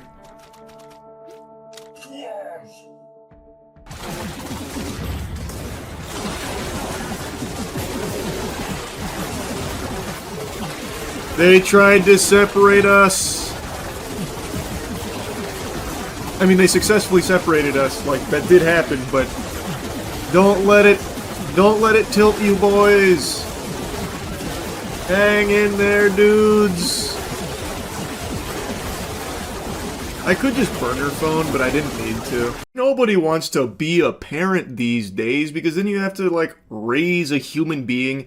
And what's the point in doing that? When the stork drops off that baby, why should you be the one responsible for raising it when you can just instead have technology do it for you? Sit that child down in front of an iPad, or if you really want to make sure they're set up for success, just have AI raise it. That's the era we're living in now, and I think that's pretty exciting stuff. No doubt we're going to be seeing a lot of superhumans amongst our species very soon, thanks to this upbringing. And I just watched an insightful, inspirational interview from Sam Altman on The Jimmy Fallon Show, where he talks about how he can't imagine raising his baby without ChatGPT. And do you use ChatGPT when raising your baby? I do. I mean, I feel kind of bad about it because we have this like genius level at everything, intelligence, sitting there like waiting to unravel the mysteries of humanity. And I'm like, why does my kid stop dropping his pizza on the floor and laughing? Like, I like how disconnected from humanity this android is. The thing he feels bad about isn't relying on ChatGPT to instruct him on how to raise a child. It's not having to entirely suckle on the titty of a chatbot to raise his own baby. What he feels bad about is that his questions aren't good enough because he's asking about, like, pizza on the floor. Which is a dog shit question, admittedly, and he deserves an atomic wedgie for being such an insufferable dork. Like, why are you even bothering to ask that? Well, that wouldn't even be something that I feel a normal parent would Google, because the answer is who cares? Your child will stop dropping pizza on the floor and laughing when it stops finding it funny. Shit, I'm 31 years old, I'd slap a pizza on the floor and maybe giggle about it right now. I don't even really understand why this would even be something that he'd need this information for. He finds it necessary to know when this behavior will stop, needing to know the exact ETA on when my child's gonna be a grown-up. When's he gonna stop pissing his little britches and just be a fucking adult about it? Put some hair on his chest. Now, what I could understand, and something I do see value in, is having that ability to ask a quick question and get, like, a quick answer to help you better understand something you're confused on. Googling shit has been around for 2 decades now, and I think that has been an invaluable tool for a lot of parents to get information on things, especially when it comes to, like, something generally medical that they could learn about in regards to raising their kid. But what Sam Altman is describing here is not that. What he is describing fundamentally boils down to, like, asking the ChatGPT service for advice on how to raise this child properly. It is basically getting AI's permission on what is normal, what is acceptable, and what he should do as a parent to raise this kid. That is so very different from what I believe the usage of something like this should be, which is just quick questions that a parent that actually wants to be involved in their kid's life, actually be a good parent, would utilize, much like Google has been for like 2 decades. But even in that case, we know Google's not infallible. So you would always get this information, take it with a grain of salt, but you would utilize it as a parent to do the best you could with whatever you were confused on. AI, we know for damn sure, it is far from perfect, and it is far from omniscient, contrary to popular belief. It makes innumerable mistakes. It fucking hallucinates. So, using AI as the sole source to raise your child is a recipe for disaster. And that is exactly how a lot of parents, no doubt, will utilize it. And the way Sam Altman describes it, it feels like that's exactly how he's already utilizing it, where the AI's word is law. Yeah. you know? And so I feel like I'm not asking a good enough question, but it is, I cannot imagine having gone through that, like figuring out how to raise a newborn without ChatGPT. Clearly people did it for a long time, no problem. Yes. But Yeah, So I know it like did. it's He was on to say he understands it's possible to raise a child without AI, which my jaw was on the floor when I heard that. I didn't know you could raise babies without AI doing it for you, so that was a shocking revelation hearing him explain that. And then he says that he personally just relies on ChatGPT for so much because it's such a huge part of his life, obviously. And then he spends another like 3 or so minutes just kind of pitching ChatGPT to everyone on why they need to be hooked on that drug too. Why everyone should be using ChatGPT for everything. It is fundamentally just watching a marketing push for why ChatGPT should infect every single part of your life, and everything you do should be filtered through ChatGPT's permission to do so, and all of your knowledge should come from ChatGPT's fucking butthole. That is basically how this Jimmy Fallon interview goes, but he sprinkled in this nice little nugget here about how he actually uses AI to teach him how to raise a baby. And I'm being very generous when I say it teaches him how to raise a baby. He's just letting ChatGPT do it. At this point, Sam Altman, the human, is gone. The flesh and blood is not there. It is now just ChatGPT working him like a puppet, like a ventriloquist act. So ChatGPT is really the one that's raising this baby from the sound of things here, not Sam. Sam is gone. There is no Sam. Only Zool remains now. That's the parental figure to this baby from the sound of things. And it just happens to be wearing the mask of Sam. It's so fucking sad and pathetic, man. And I know he's far from the only one, and there's going to be, I imagine, so many parents that solely use ChatGPT to raise their child for them. It's actually nightmarish. One of the most basic functions of being alive is the idea of raising your offspring. Like, that is like one of the most core components of living. And we have reached a point now where a lot of people like Sam Altman just, I guess can't do it without the advice of AI whispering in his ear what he should be doing. That is scary. And again, he's not going to be the only one. He's probably not even the only one right now doing it. But that is just so alarming. These geniuses here can't even just raise a child, something that humans have done since before we even had the ability to speak. We are now losing the ability to do because we rely so heavily on technology to fucking jerk us off and everything now. We can't do basic tasks. And people just proudly, willingly just wiping their ass with basic knowledge that we've accumulated from so many years of learning because they'd rather have AI just do it for them. I read like a really interesting study like a month or so ago that was aiming to see if students at a handful of schools that they were studying were reading at the proper reading level for what grade they were in it. And they found that a large percentage of the students in these grades were not capable of reading at that level that you would expect them to, at least based on all of the past data and what grade they're in. They were not reading at the appropriate level. And my hunch, this wasn't necessarily in the study, but I would imagine it's because AI has become so prevalent and so many students shamelessly, openly, willingly talk about how they rely on it to do the work for them fundamentally. So like if you're getting assigned a reading, report or something, they'll just have AI spit it out for them. Or they'll just have AI summarize the things they need to know for whatever the assignment is. So a lot of kids are growing up without even being able to do what kids from the past were able to do. So even though we have all these advancements, humans themselves, they are like provably not as adept as past generations. And I think it's because there has become an over-reliance on things like AI to just do it for you. And you got fucking goofy goober Sam Altman here, who's really leading the charge. He's getting up there like LeBron James. I let AI raise my child, and you should too. It's so good. AI, teach me how to raise a baby. Wee. It just sucks. That's what it boils down to. It is just fucking awful. Now you're taking the humans out of parenting itself. Eek. That's no good. Boo. Boo, Sam Altman. Boo. Very bad direction. Very bad thing to be preaching about the value of using AI to basically raise your kid. Anyway, though, I'll stop blabbering about it. That's about it. See ya. Okay. Uncharted water.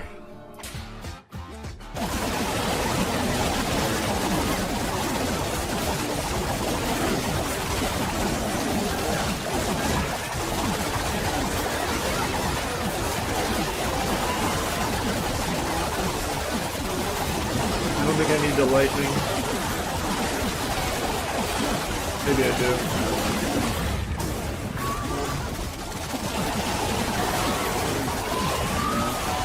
Nice! 121!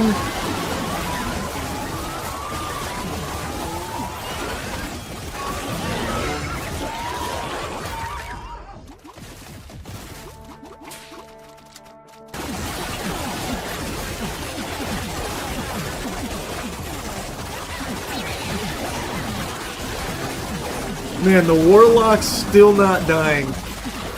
Nor Frankendudes.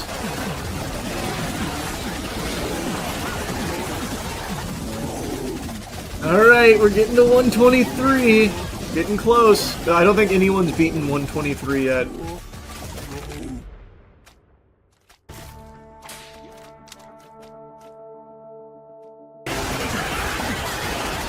Oh my god! No.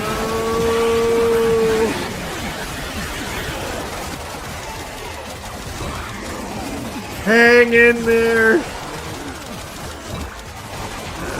GG. Fuck, I couldn't make it to 123.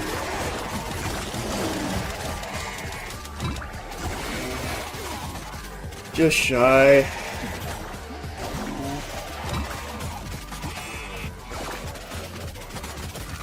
$122. Fuck! Great run, though. What a fucking great run. If I could have got a cleric instead of a knight, I think I had that. Though, admittedly, focusing on just 4 units instead of 5, I think also has a lot of benefits. Because I was able to juice so many medics and so many necro dudes, because then I didn't have to focus on also getting this one up. So, overall, I think 4 is very viable, but if I could have had clerics here, or bards, oof, that would have been amazing.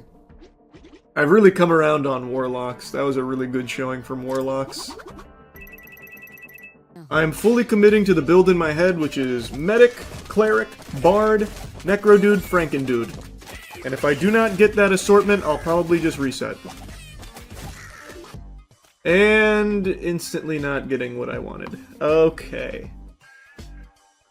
No, maybe Viking. Since maybe instead of doing medic, bard, cleric, I'll do medic, cleric, Viking, necro dude, frankendude.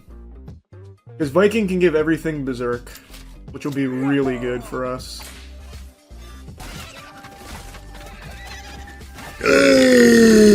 Yep, there we are.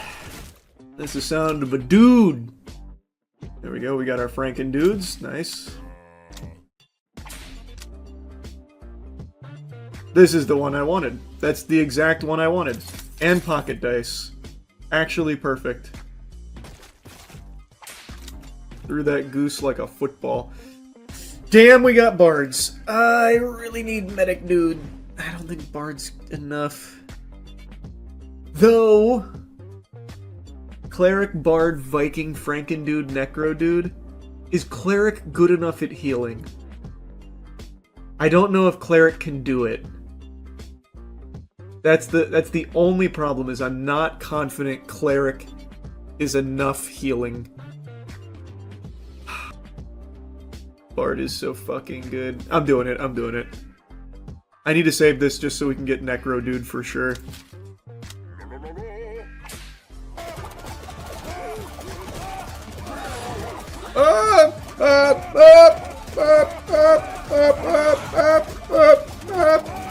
Up.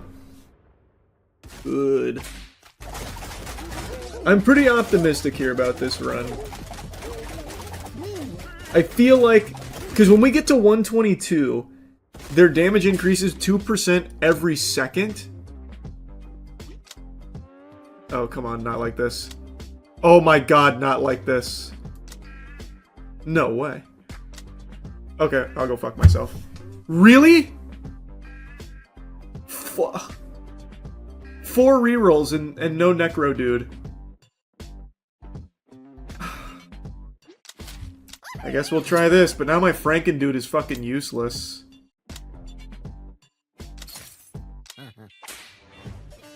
Oh, wow. Alright, we'll see if Vikings can carry. I'll just not put anything into frankendudes. Man, that's crazy. That's crazy. That blows my mind. What shit RNG that was.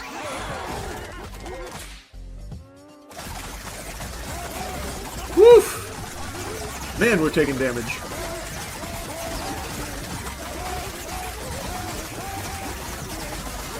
But at least they're saying ha, ha, ha, ha, ha, ha, ha, ha. Like in Chivalry when you spam emotes. Spam the voice lines. Charge! That kind of thing. Wow. We are weak as fuck. Oh boy. I might not be able to do a full dump here. Because then we have zero chance of even making it to 120.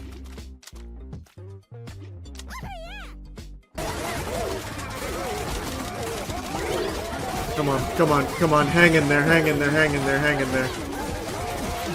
Nah, I was right. I knew we couldn't survive that. Oh well, that was a terrible run. I did not get the shit that I wanted.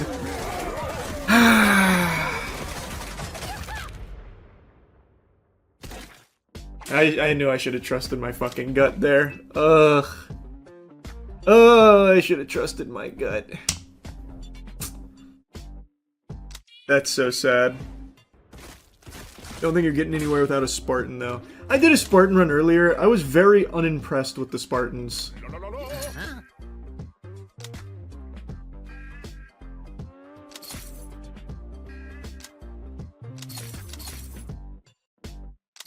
Oh, this is tragic. Oh, this is so tragic. That's crazy. Okay. Gonna have to rely on RNG, no pocket dice. No bitches.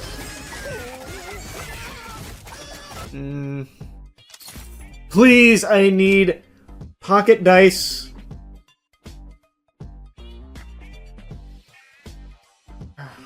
I don't want to be wasting too much money. I need to be compounding investments. But I'm gonna grab that because that's too good to pass up. I need pocket dice, you bastard! Thank you. That's all I can afford, though. We gotta get Franken-Dude with one reroll.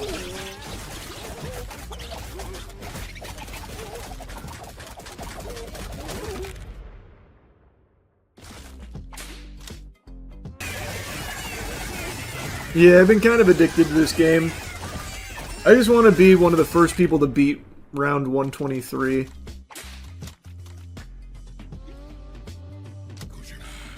I've been coming close. Well, rather, I came close once to getting to 123. I died on 122 right at the end.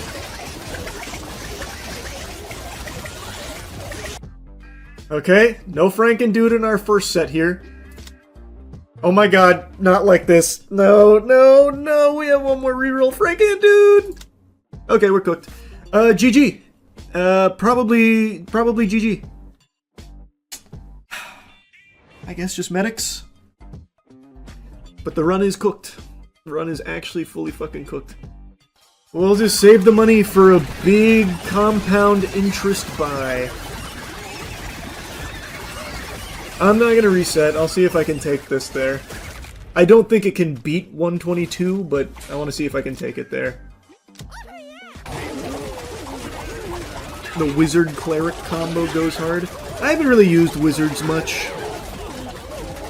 Maybe they can be good, I don't know.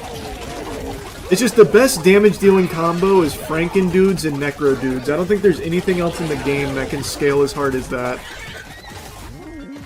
So to prep for 123, like, I feel like you have to have that. Looks like the guy who beat 124 is same build but swapped Franken-Dude with Spartan-Dude. Oh, so he did go with Spartan-Dude. That's what I was theory crafting, what, yesterday? Where I was like, maybe Spartan-Dudes probably would do it. So what, instead of having Paladins here, he has, Spartans? Or instead of having Bards, he has Spartans. Or Medics. Or Clerics. What does he swap? It's just Spartans instead of Franken. Yeah, so, but I mean, I don't have Franken right now. So what of my build does he not use? My guess would be he doesn't use clerics. He probably uses paladins. I'm going to be honest, I actually don't know if I can kill wave 60 if I do a full investment, but I also have to if I want to, like, prep for 123. So we can't be a bitch about it. We gotta just run it.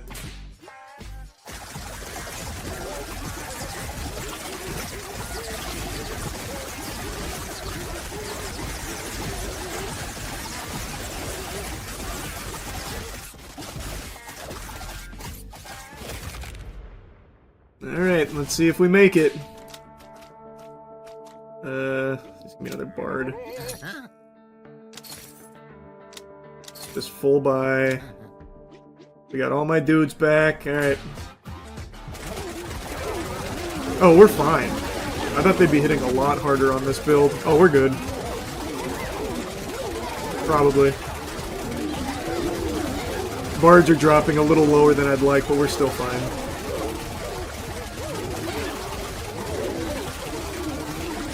Yeah, I had nothing to worry about. That's going to be a nice payday on this investment.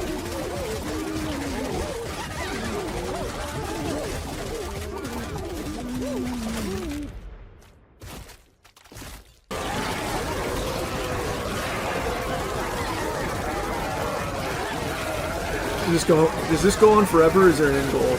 It's endless, but the end goal is beating 123. Round 123 is basically unbeatable. Apparently it's been done, but it's very, very hard. The best I've done is 122.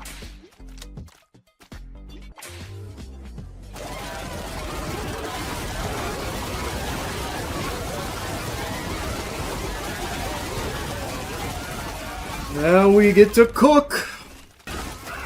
Yeah, I know. The bitrate gets absolutely destroyed for this.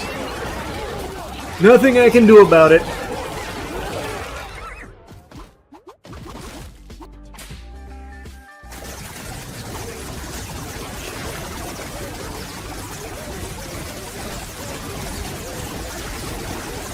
I think we're gonna really struggle with damage here in the hundreds. I don't think I'll get to 120 with this.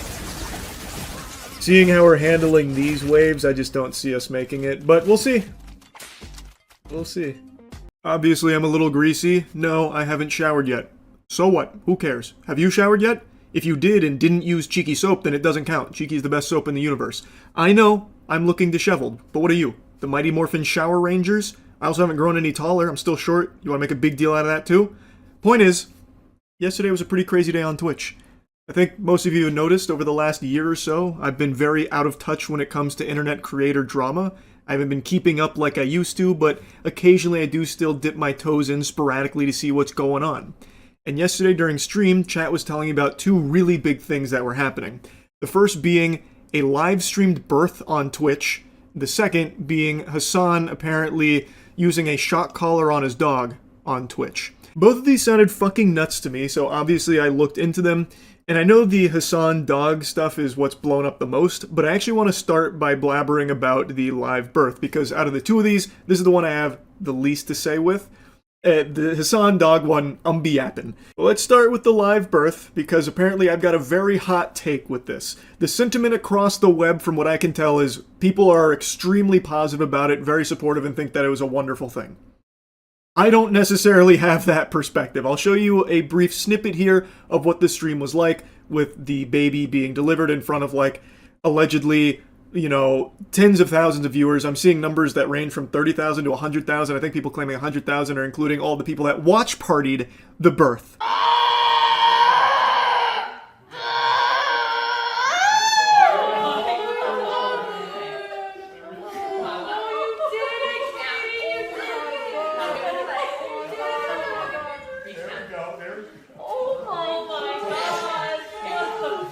Now, I want to be clear, I'm very happy that everything went well with the delivery here. When it comes to home births, I've heard, like, horror stories and such about things that can go wrong and then not being able to get immediate care that a hospital offers. Like, there's just a lot of things that I've read about that can be like disastrous, and I'm super, super relieved that this was not one of those cases. It seems like everything went really smooth, everything went perfectly. A healthy baby was delivered, and I think that is all extraordinary. That being said, I really hate that there has been a complete deterioration of the value of privacy. It seems like people don't want privacy anymore. Like, there is no such thing as like a special moment anymore if you can't monetize it and publicly display it. Something like the birth of your child, to me, would be something that you would want with your closest family, your soulmate. You know, like this would be something so personal that you wouldn't want just a bunch of strangers peeking in on. And of course, I'm not her. I am not the family. She can do whatever she wants, but I'm giving you my perspective here, that to me, this seems like a sign of the times where everything needs to be like content brained, content oriented. There's really no other reason to be live streaming the delivery of your child other than the obvious attention it's going to bring with it. And I don't know, to me that just feels so odd and so, I hate using this word, dystopian. That word is like actual fucking like acid leaving my mouth because it's lost so much meaning with how overly it's used, but this feels so dystopian to me. It turns something as sacred as life entering this world into a monetizable spectacle, an event that tons of people were watch partying like it was a fucking football game. So it's not just a baby that might need to be breastfed here. She actually went out and was breastfeeding the entirety of the Twitch ecosystem here with additional views for those streams that were watching and reacting to her giving birth. I just think that is so fucking sad that everything has to be content now. Before that baby can even have its first thought or open its eyes, it's already a piece of content. It's already in the social media chaotic swirl. It's already on camera.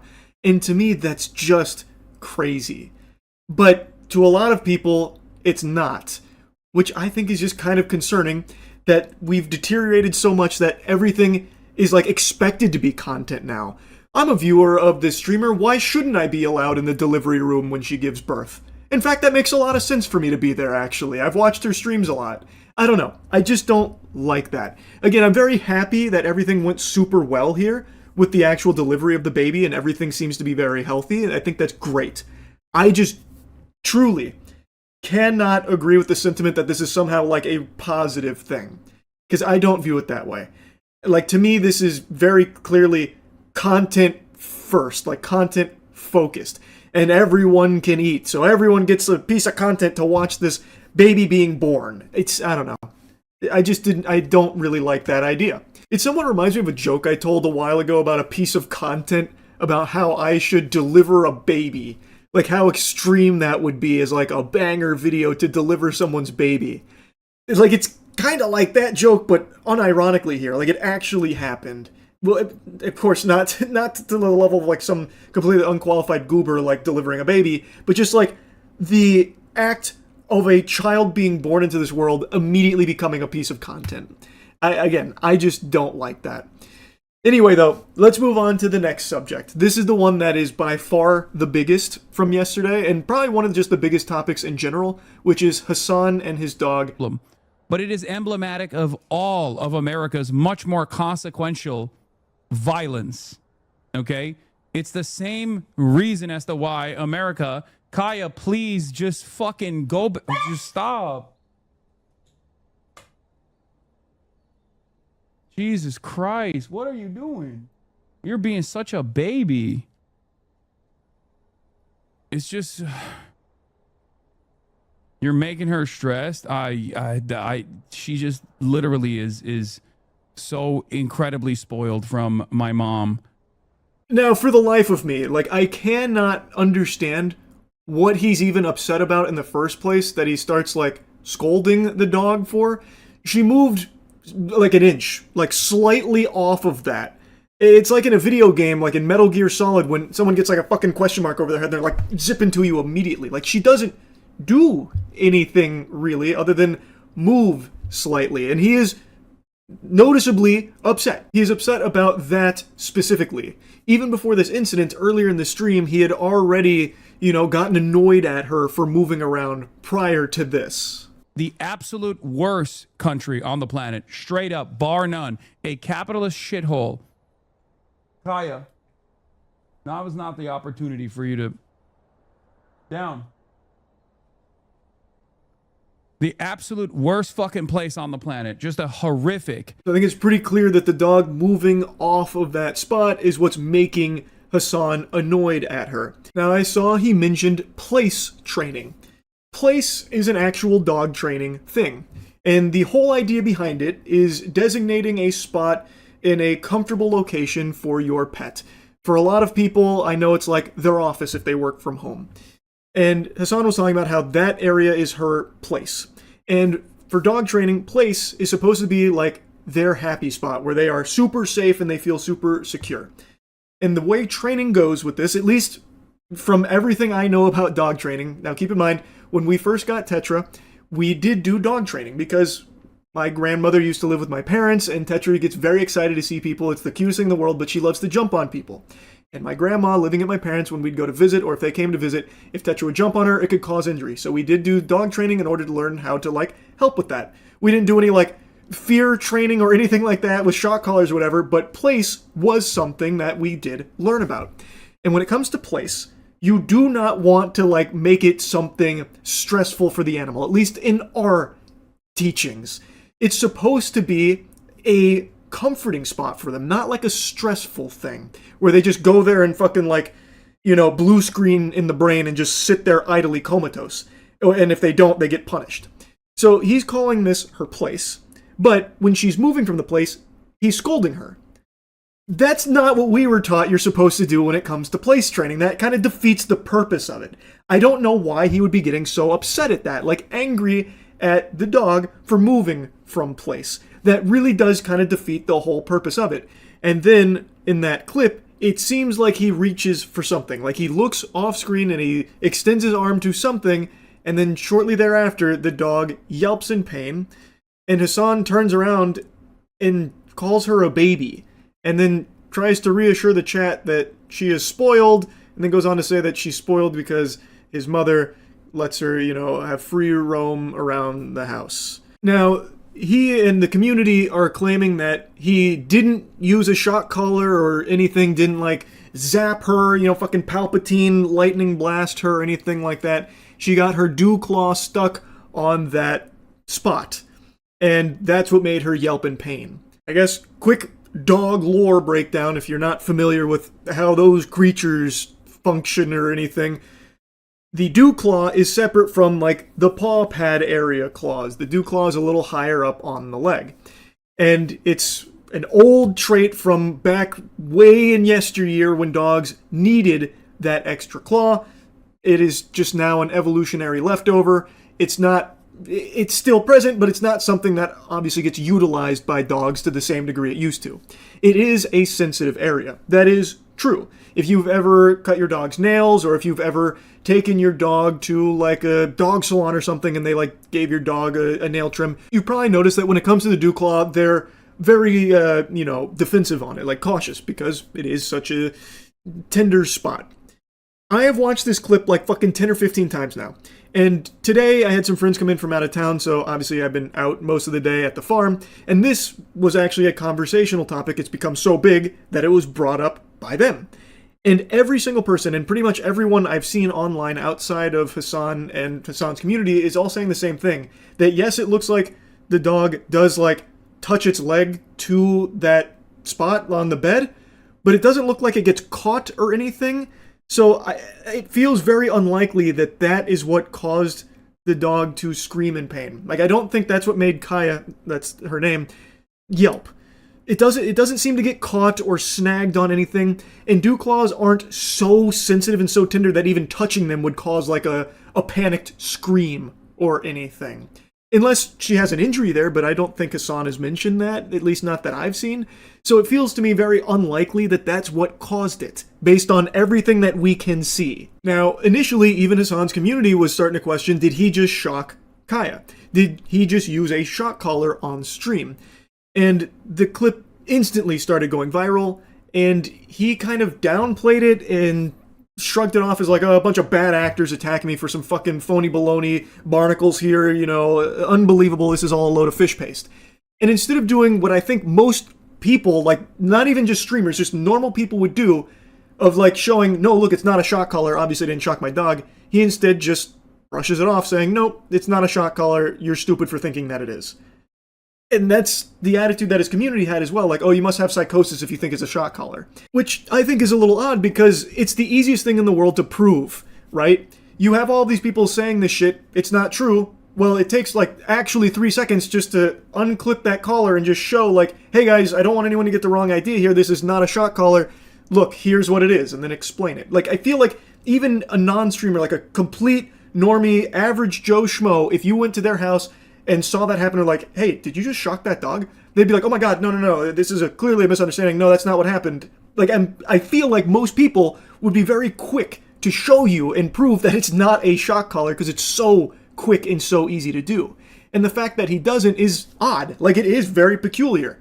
Why wouldn't you in the moment? Like, that's such a natural thing to do, especially for what's easily a slam dunk. Like, you have all these people attacking you, you could easily just come out and fucking slam jam thank you ma'am on them by just being like, nope, it's not a shock collar, look, here you go. The proof is in the pudding, behold. Like, it'd be so quick, so simple, and it would be irrefutable.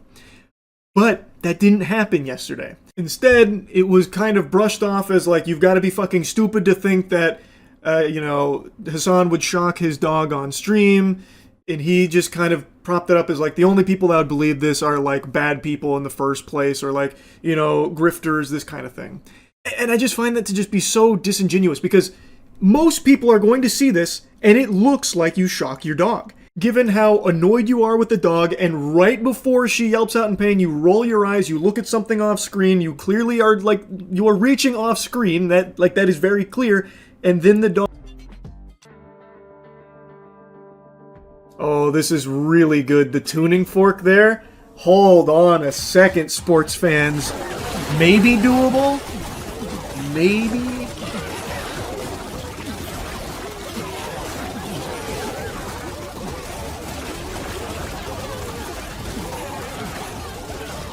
Tuning fork is so good for us right now.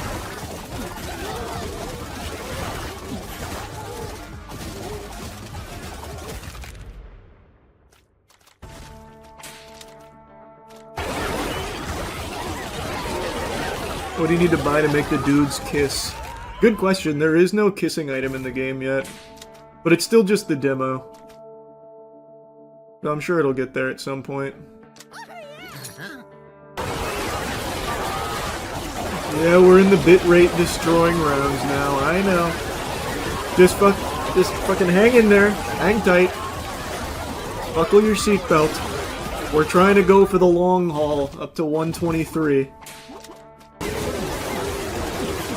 God, our sustain is incredible, though. We are very, very, very sticky. I just wish we could hit a little bit harder.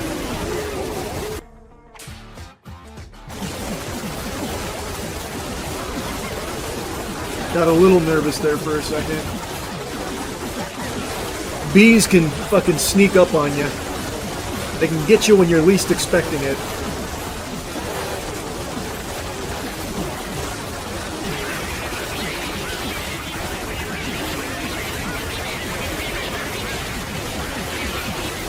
Nice! We handled that so well. I don't even think I needed to use a spore. What the fuck? We're kind of cruising. This might break the record. It won't. The sustain is incredible, but the damage I just don't think is there. I don't think we have the damage for it. You'll see what I mean on 122. Assuming I get to 122. These are like the only 2 relics left, I think. I think I've got pretty much everything else. Yeah, I actually have like everything else. Except calcium pills, which I am actively avoiding because I want my skeleton dudes to die. Well, yeah, look at this. Pretty much full relic run. Actually, almost every relic in the game. I'm gonna take a piss. I gotta pee so bad. I'll be right back.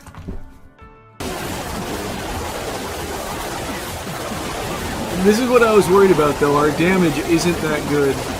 Our damage is very pitiful.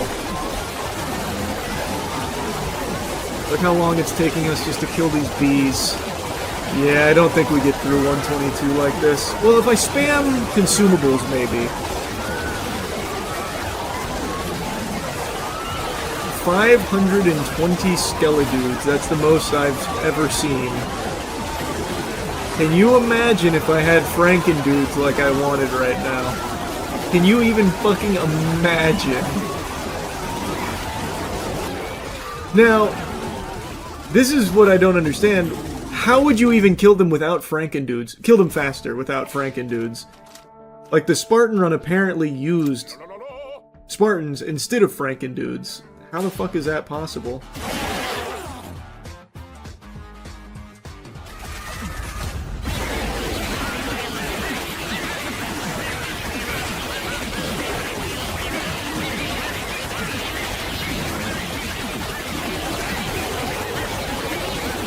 Oh, shit. Oh, no, go, go, go. Oh, fuck.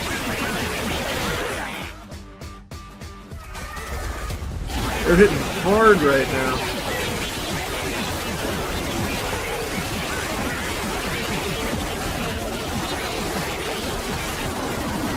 God damn, okay, I'm gonna have to meteor again.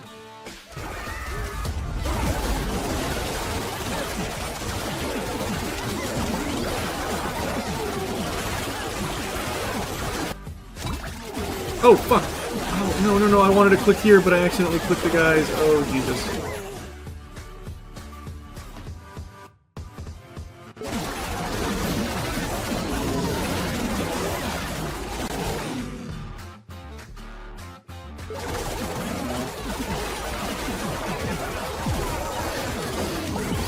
Oh, this might be GG. This might be GG.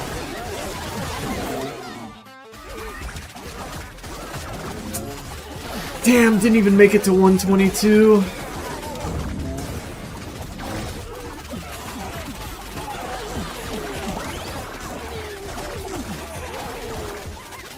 Tough. Yeah, it's just the damage was not there. Just can't out-sustain that.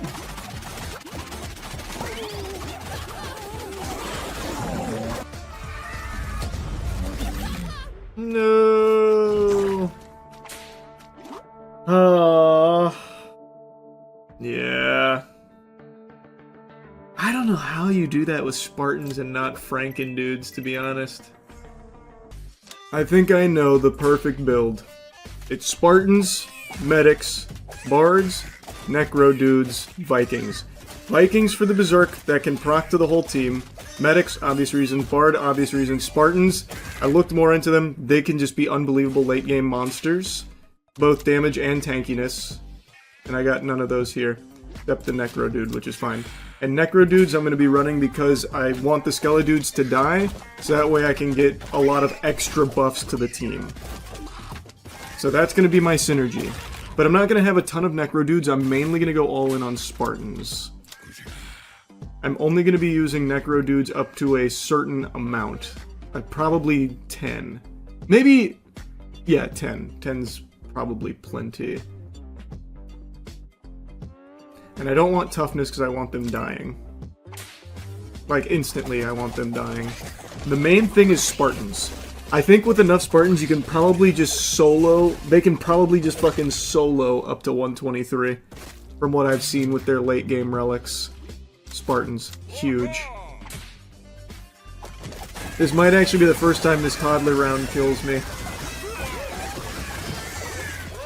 Yeah, they actually killed quite a few units for the first time fucking ever. Oh my god, I'm so weak right now with no healing. Medic, we actually got exactly what we needed. God, look at the size of some of my Spartans. Like Rita from Power Rangers hit him with the growth thing. That crit is obviously gonna go...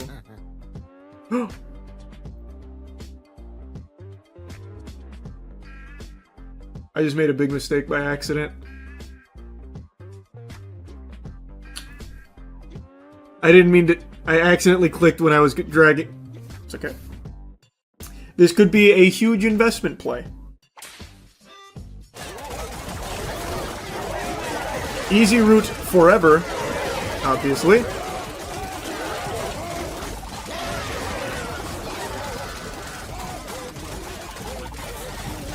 I could dump 15k.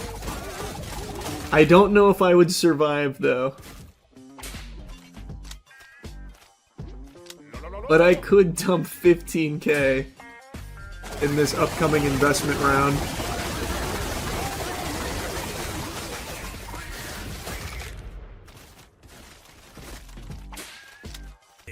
I'm really thinking I might do it. Though, if I just do the coward package, I'll still be at very close to the same spot I normally would be.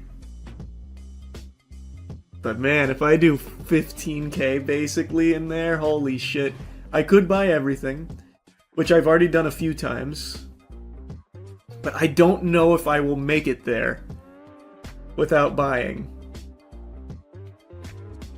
I can't decide, man. I cannot decide. Like, I don't think the relics I have now are enough to carry me there. Fuck, this is a tough call to make. I think I've just got to do coward package.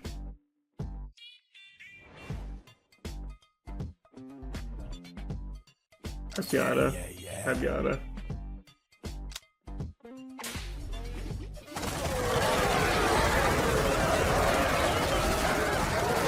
I wasn't 100% sure I'd make it there if I did the whole thing. I'll still be able to buy most of the store, it's just... is what it is. I accidentally misclicked.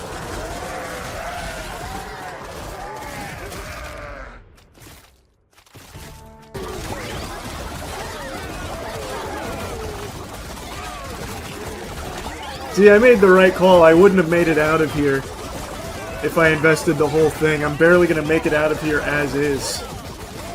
Holy shit. Yeah, I made the right call.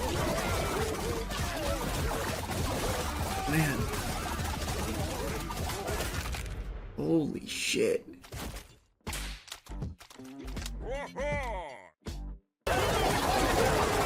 Hop, hop, hop, hop, hop, hop, hop, hop. Keep berserking.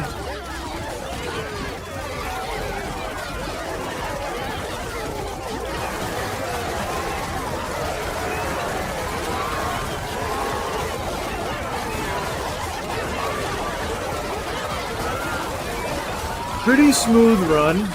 Oh, I mean, the run was not smooth at all. We had to fucking struggle to get here, but in the hundreds, it's been pretty smooth for us.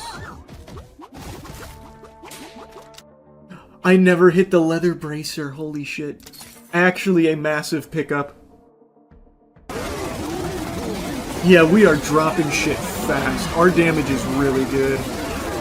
I think the berserk proccing is really cooking. Man, think about where we started. Look at us now, huh? Who would have thought? Who would have thought? After such a miserable early game. And the crazy thing is, man, all of those blunders with the relics and shit, imagine where we could be right now if I didn't fuck all that up. Though, admittedly, it's not that big of a deal, because we're still close to where I'd normally be by this point. Like, we're not far off, it wasn't super costly.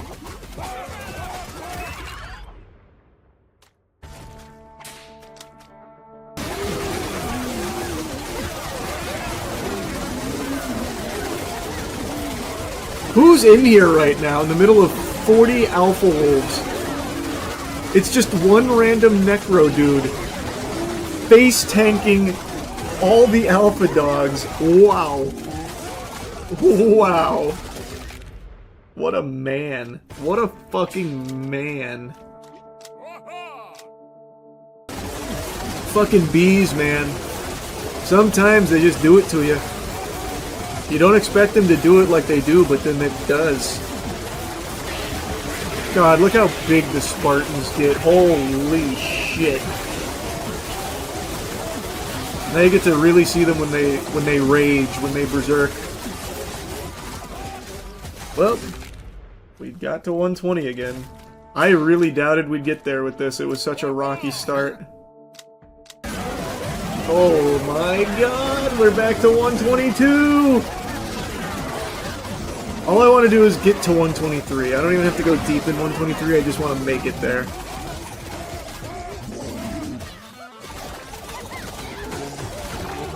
Nice, way to bully him, way to bully him.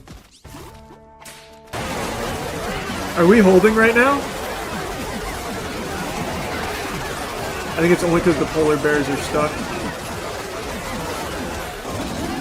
Come on, Spartans. Come on, Spartans. I'm blowing everything here just to see 123. That's all my consumables. It's in God's hands now. Come on, boys. Holy shit, we're gonna make it. Holy shit, we made it. Maybe. Hold on, let's not put the cart before the horse. But I think we made it. There's one goddamn goose still in there. With Spartans, I think burner phone is just so important. If I didn't start evacuating everyone over here, I think we lose. So now I know, going into 123 burner phones, positioning is going to be crucial. God, look at the size of my dudes. Holy shit, the kaiju battle. Alright. We made it. We're not gonna get far at all, probably insta-lose here, but we fucking made it. 123. We did it. We fucking did it. Look at the stats that you have to fight through. 3 bees, who gives a shit? 1,000 honey badgers, which, mind you, are unbelievably strong. We've already seen that. And then 1666 polar bears. Oh! Oh, fuck. Hey, we made a dent, though. We did make a dent. They will remember this final stand from us.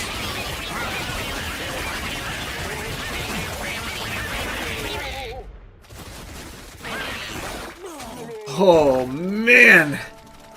We made it. We fucking did it. Anything is possible. All right.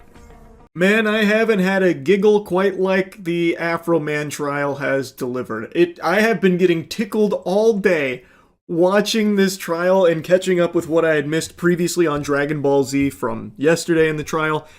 It's just concluded, spoiler alert, Afro Man completely won. And I mean, it was a complete victory here. He got him with the Mortal Kombat fatality in the courthouse here.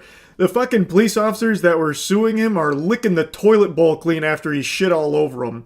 I'll show you the clip of the ruling in a moment here. For those that don't know, Afro Man's house was raided a few years back under suspicion of kidnapping and narcotics.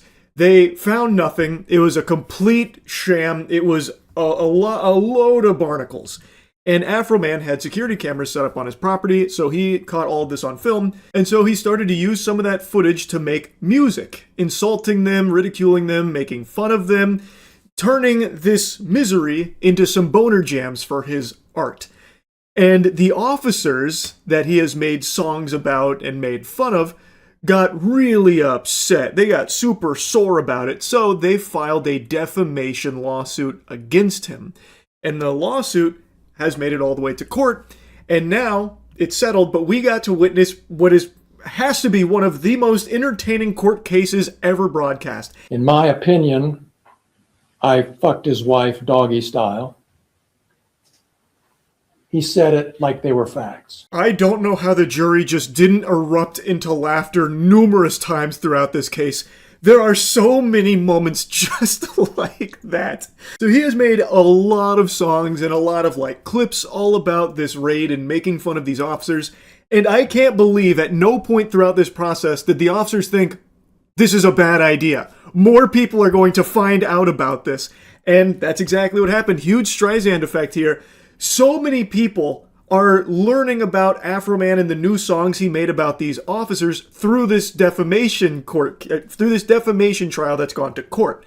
So now the songs are blowing up all over again. So like, will you repair my doors? Over 9 million views. Lemon Pound Cake is probably going to start charting on fucking Billboard at this point. This one's going nuclear right now. And it's in part a large thanks to these officers being such fucking bumbling, drooling imbeciles that they actually tried to sue Afro-Man for defamation because he hurt their feelings through making fun of them in these songs. I gotta tell you, sports fans, if the officers were upset before, they're inconsolable now. Unless they have a humiliation fetish, they're probably not feeling too great about how this one's gone down, because everybody is making fun of them even more so now. And honestly, this whole case is fucking ridiculous. Like, anyone should look at this and obviously not be on the side of the officers here, because this is so absurd. Really, Afro-Man said it best while in court. Fact, they never should have came to my house in the first place. Fact, if they hadn't have came to my house, they wouldn't have put themselves on the video camera and in my music career. All of this is their fact. All of this is their fault. And they have the audacity to sue me. These people and you are the predators and the victim at the same time.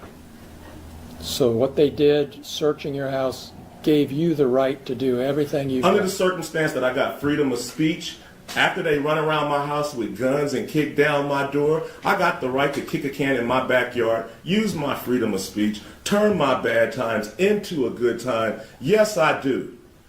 And I think I'm a sport for doing so, because I don't go to their house, kick down their doors, flip them off on their surveillance cameras, then try to play the victim and sue them. Amen. I think that about sums it up. He has the freedom of speech to make fun of these officers. They are public officials. They went onto his property, breaking his shit, apparently even disconnected some of the security cameras, which I feel like that should be completely illegal to disable, lawfully put up security cameras around one's own home. I think, and it seems court agrees, he was well within his rights to be making fun of these officers and using the footage of that raid in the subject of his songs, making fun of them, joking around, whatever he was doing with that music, using them. There should have never been a defamation case that went this far in the first place, but the fact that it did was a fucking slam dunk for comedy. So, let's dive into some of the highlight moments here from the court case. So, you're claiming that is the defamation with your wife? Mr. Walter. You're solely being painted in a false light due to Mr. Walters saying he had sex with your wife. Mr. Walters does have sex with his wife. Mr. Foreman doesn't. Good catch on that. Yeah. So you're claiming that is the defamation statement, is that he said he had sex with your wife? Yes. Okay. And that's painted you in a false light? It's caused tremendous pain in my life. I'll get to that. We have to go through false light first. So does it paint you in a false light? Yes, that my wife is cheating on me with Mr. Foreman. But we all know that's not true, correct? I don't know. Yeah. Fucking plot twist of the century. Game of Thrones writers could never. The subversion of my expectations during this segment cannot be overstated. My jaw was on the floor. So I was already kind of giggly, kind of kicking my feet in my little chair when he was like, listen here, bub, Mr. Walters does have sex with his wife. Mr. Foreman doesn't. Mr. Walters, me, does have sex with his wife. Raw, if you needed to know. What you think of that, tough guy? Yeah. And then, when he's like, so, yeah, sorry about that, misspoke. So, the defamation is, Mr. Foreman doesn't have sex with your wife, and we all know that's untrue. And he's like, I don't know. The lawyer was stunned. Like, the lawyer just went radio silent, I think actually blue screened when Randy Walters, this is Randy Walters, by the way, I forgot to mention his name, star of Afro-Man's hit song, Randy Walters is a son of a bitch. So he's now on the stand, and he had a crazy mic drop moment when the lawyer's like, And we all know the claim is untrue about him having sex with your wife. And Randy's like, I don't know. So it seems like he actually thinks Afro Man might have fucked his wife or something. So now he's on stand, and it only gets worse from here. It looks like he starts to get angry at his wife about the claim. Wait, you don't know if your wife's cheating on you or not? You want to go there? No, I just want to ask that question because you said we don't know. I just Been need with the that answer. woman since middle school. I know. I would hope she wouldn't. But you know what? Once somebody puts it out there for their fun and entertainment, it's out there. And it's a problem. So it's something we cannot verify the truth of?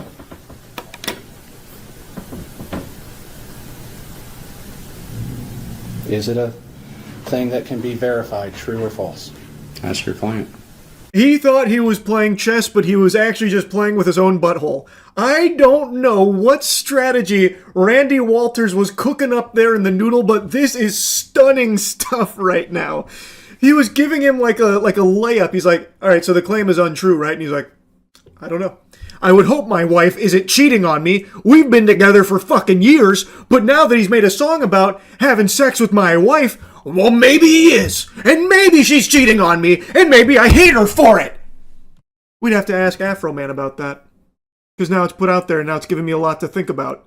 Like, it looks like he starts to stew, like steam there about it. I really don't know what happened there, but oh my goodness gracious, when I tell you I was laughing, I was belly laughing when this guy started saying that. And you could hear the lawyer kind of switch on to like okay, this is weird, but I'll play along mode, where he's like, okay, so you're saying we can't verify whether or not this is like a true or false claim, it's not verifiable info? Because if he's going to try and say that this is defamatory and then turn around and say that he doesn't know if it's true or not, how the fuck can you say it's defamatory?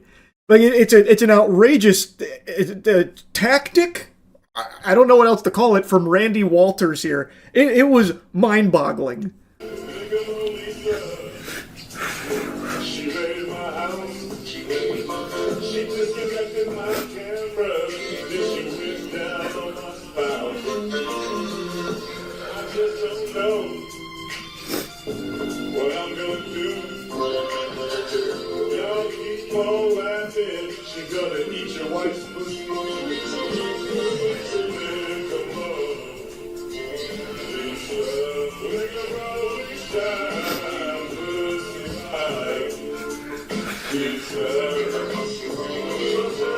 As you can probably gather from the song here, this is an officer involved in the raid. Her name is Lisa. According to Afro Man, she even disconnected one of his surveillance cameras. I bet she's really regretting not bringing a fucking EMP device there to blow them all out, so that way, the songs never got made.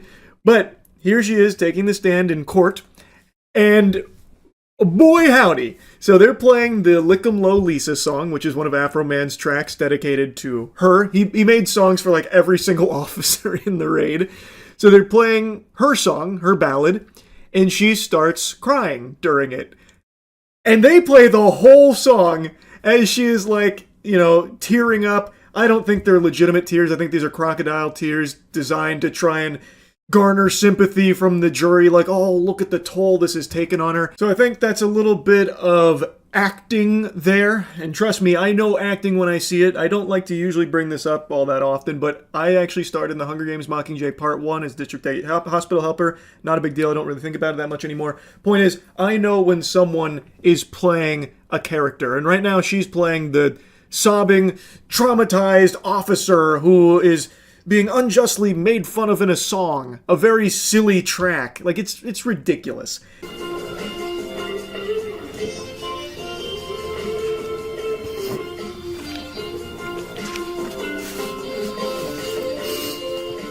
They play the whole song, too. They sit her right there like it's a fucking Fine Bros React segment, and they make her listen and watch the entire thing. I don't understand why, to be honest with you. I feel like he probably could have just played like the first minute, maybe minute and a half, and I think the message gets across. It's a song making fun of her. Talking about like how Lisa eats a lot of pussy and, not taking her job all that seriously. I feel like you probably don't need to play out the whole song, but the fact that they did is comedic gold. So the cameraman even pulls off it there for a little bit just to show like the whole scene in the courtroom. And I'm very curious what the jury was doing. Like maybe they were stomping their feet and snapping their fingers to the track because it kind of makes you want to groove a little bit. It's got just like a real like classic feel to it. And then it pans to Afro Man.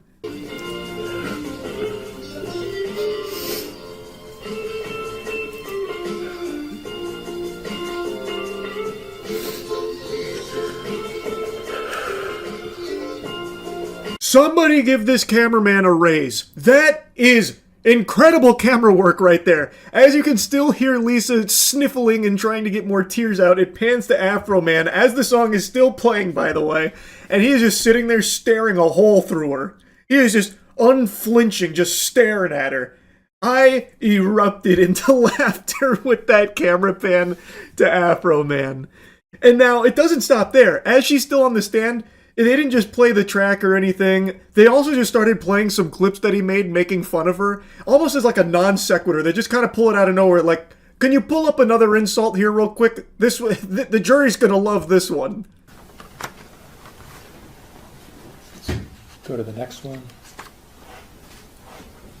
Which number is this? Number 21, and it's a video.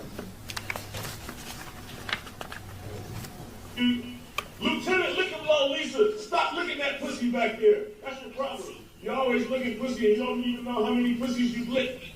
You don't even know how many video cameras you've been disconnected. What number? That was 21? Yes. Did you see that video when it was posted? Yes, sir. Let's go to the next one. Yes, next one, please. They got a whole folder here to go through. They got her posted up there like it's a Comedy Central roast. They don't even like go in there and really talk about it all that much. It's just... did you see this one when it was posted? Yes, Your Honor. Did you make sure to leave it a like and a thumbs up? Did you leave a comment as well for engagement? Okay, just checking. I'm gonna be honest. Like, I get why it's there, trying to show like, you know, he's insulting her a lot or like defaming her by making fun of her a lot. But like, these are just short clips of him taking the piss. He has a right to do that. Like, all you're doing now is just showing a bunch of insults directly to the person being insulted and maybe making some people on the jury laugh. Like, truly incredible strategy, I've got to say.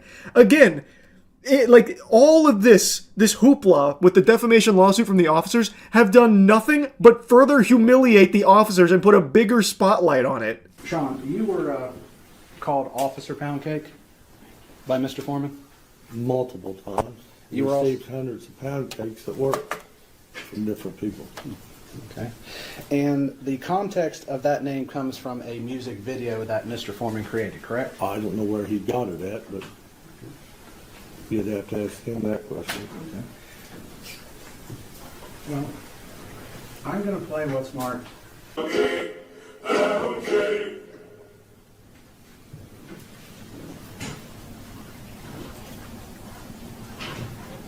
Stop it there.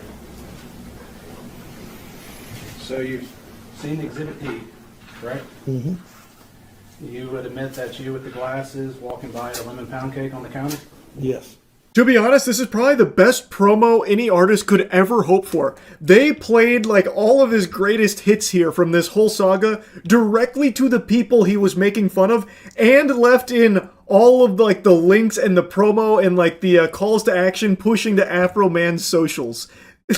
Like, you could not pay for this kind of marketing. It's too effective. Like, oh my god. So they play the entire Lemon Pound Cake song to Officer Pound Cake, and then they're like, yeah, so that's you, right? That's why they call you Pound Cake, brother. And he's like, oh. Like, oh, this whole trial was, it was amazing. And thankfully, it has a happy ending as well. The cherry on top of the Lemon Pound Cake. Afro Man won. The First Amendment won. In all circumstances, the jury finds in favor of the defendant. No plaintiff verdict prevailed. So the matter will be concluded with defense verdicts. Thank you, Mr. Klingler. Thank you, Mr. Osborne. Thank you to the court staff and the Sheriff's Department for security in the building. And we'll go ahead and stand in adjournment. You love to see that right there. So they were looking for a lot of money from this case from what I can see online.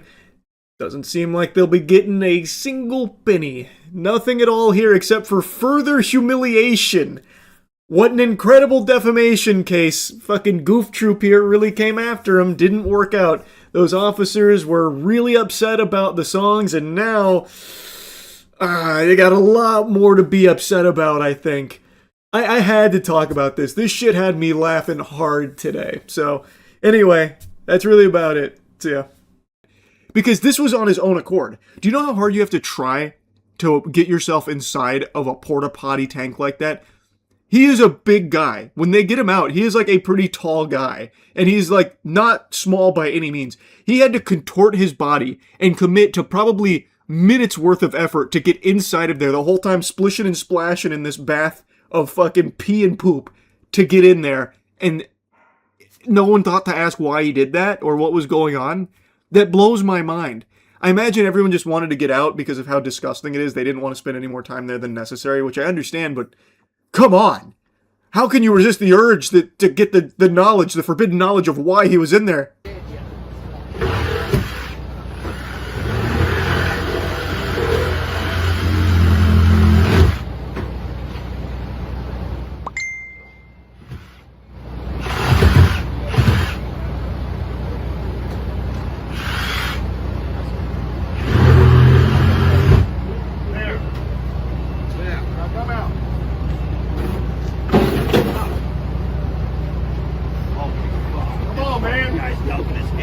I know. Come on, get on out of there. There you go. So they finish opening up like a mouth on the toilet there, like a little door there, a tiny passage. And you can see him like sticking his arm out. That is some haunted shit. And the firefighters there cheering him on like, come on, get out of there, man. Come on, you can do it. Get out of there, man. Stop messing around. Stop goofing around down there. It's time to get out. You've been in there long enough. And he's just in there literally laying down in all of this shit. It's unthinkable to me. Holy. You're bitching notice. Bro, come out. You're gonna look out of there. Cut all the way down. Watch your fucking self. Get it way back. We're gonna cut all the way down. Get way back. Watch your arm. Where's your arm at? Yeah.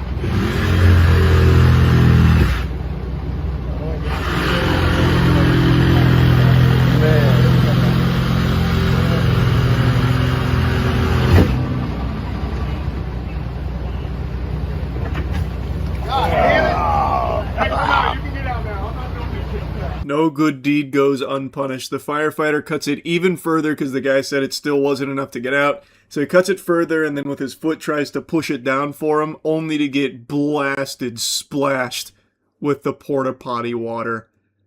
Oh, and it's not, let's not get it confused here. That's not water anymore, pal. That's about as gross as it gets. Oh, and the firefighter walks away going, okay, I'm done doing this now. Understandable. Like, this is so fucking gross. Get out. Well, come on, man. Dude, I'm gonna move my motorcycle. I can't. Lean forward like you did before. Lean forward and come out. Yeah. Where's our section? I don't know. Hey guys. Jesus Christ. You know what I was like. Lean forward. Lean forward. Lean forward. Put your arms out. Get out. Just clean up like you were before. No, other way. Push it the other way. Other way. Now there you go. Forward. They keep trying to coach him out here, and every time you can see him start moving, that actually looks like a SCP type shit. Like some kind of fucking haunted porta potty type thing. Like you go in there to use it, and then all of a sudden these arms come out and start grabbing you and shaking you with your butt cheeks in there and whatever. I just don't understand, man. How did this happen, and why didn't they ask? Like, come on, I have to know. I have to know. Like, I have my theories, we have our guesses, but there's just no way of knowing for sure. It is just so perplexing. Why would someone do that? Why? Like, I don't care how disgusting you are as a person. This is a level that is just so inherently baked into human DNA that you don't go. Like, genuinely, animals don't do that. Animals don't go into porta potty like tanks like that. And if they do, it's by accident and they're probably pissed about it. And they probably die in there. Like, it's just... How did it happen? Because this had to be on purpose. Obviously, this isn't an accident. He is a big guy. He didn't all of a sudden just sit down to take a shit and then just like fall in like, whoa, like that. He didn't slide in there and get stuck by accident. And I don't think this was some kind of magical event where the toilet was blessed by some kind of fairy that had it like stretch all of a sudden and swallow this guy. Like, I don't think it's under a spell. So like, he did this himself. I don't think there was like a separate party that came in and like forced him in there, like an accordion style, like pushing him down. That would have been extraordinarily difficult, and especially considering the other information we have from when he wasn't stranded in there. He was in there on his own accord, at least that's how it sounds, and then he never made a mention that someone had like ganked him and forced him into the porta potty like that, which I'm assuming if this was like an attack that led to this, he would have mentioned. It's just, how did it happen, brother? Please tell me. Wow. As I was editing this and about to render, Patriot Portable Restrooms came forward to explain what happened here, as well as giving like some bonus footage of the man in the porta potty. And they explain at least what they know to be true about how this guy ended up in there. So we do actually have some information here. Hey everybody, here to set the story straight for what happened on July 14th, 2026. My name is Chip Counterman. I'm a partner with Patriot Portable Restrooms here in Kansas City. The lid was closed, no one was in the restroom. It kind of startled them. All of a sudden, a head popped out of the toilet and he said, "I'm in here." Fire department came after that and tried to instruct the man to exit the toilet, and the man would not do it. They asked him why he went in, and he told them he was retrieving a Mountain Dew bottle that he dropped in from the night before. So that put him inside of the tank for about 8 hours, if all of that was true. The footage of his head sticking out of the toilet bowl there, chills. Actual chills. So apparently the story about like the guy coming at the porta potties and then the motorcycle and all that has been confirmed here through this.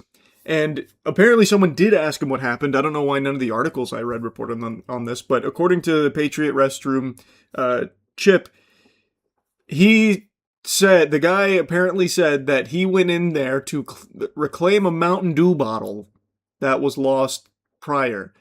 Which, if assuming the timeline is accurate, means he was in there for 8 hours? I don't buy that. I don't think there's any world he was actually trapped in there for 8 hours. He would be panicking and desperate to get out. Not nonchalant telling the porta potty guy, like, "I'm in here. Nope. Occupied. Sorry. Not vacant."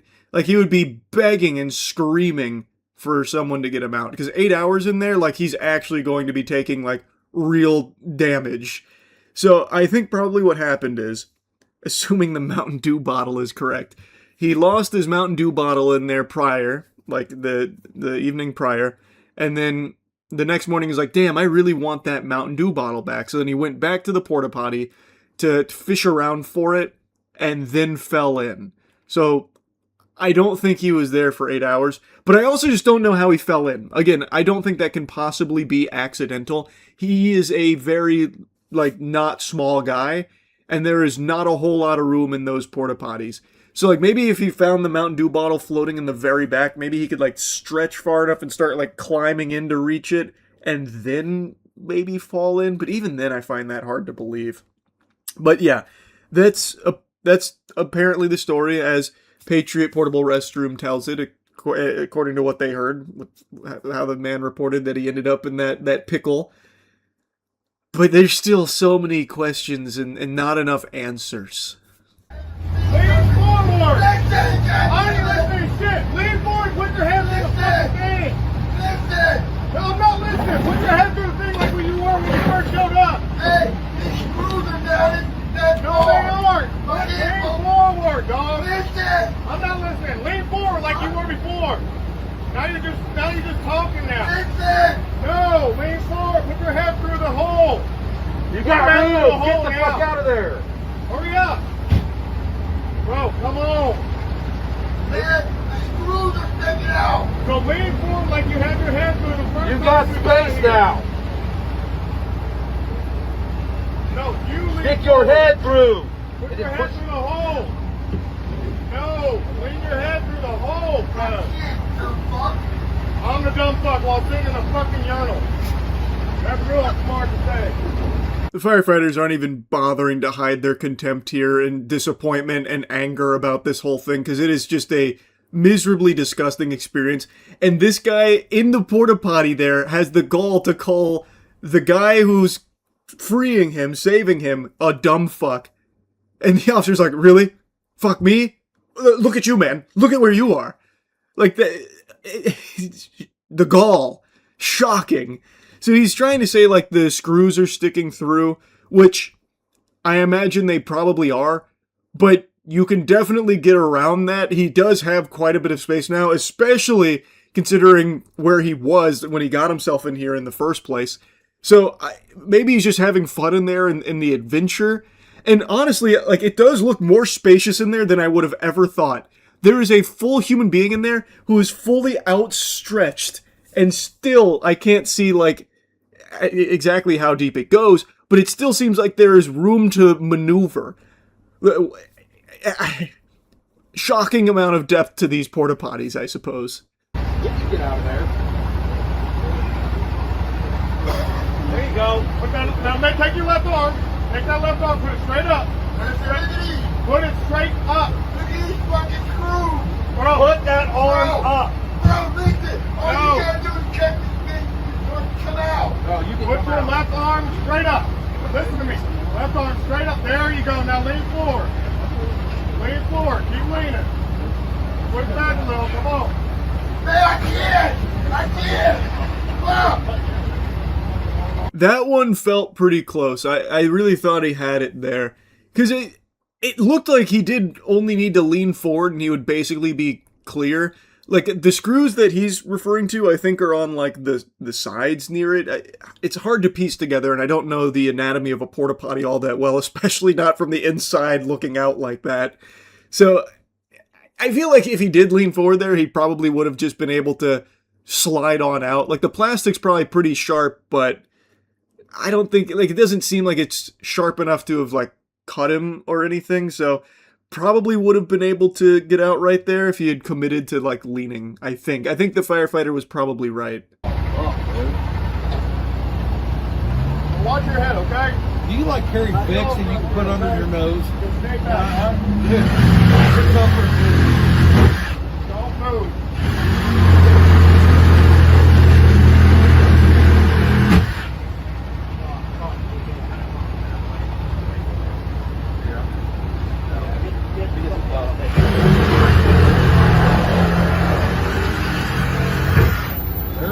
So they eventually go back in there again and cut it even wider on the sides to give them even more room to squeeze through, and that works.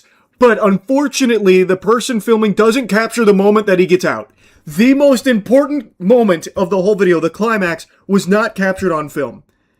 The amount of blue balls in this video and story is just, it's criminal. How would you not film him getting out of there? Why? It hurts so much. Like, there's some bonus footage of, like, his head and stuff now from Patriot Portable Restrooms short, but I can't find, like, the director's cut here where they have more of that. So, and I've looked everywhere. Like, I don't know if I've just missed it somewhere, but I have tried very hard to find, like, the full thing of him getting out, and I can't find that. Which hurts.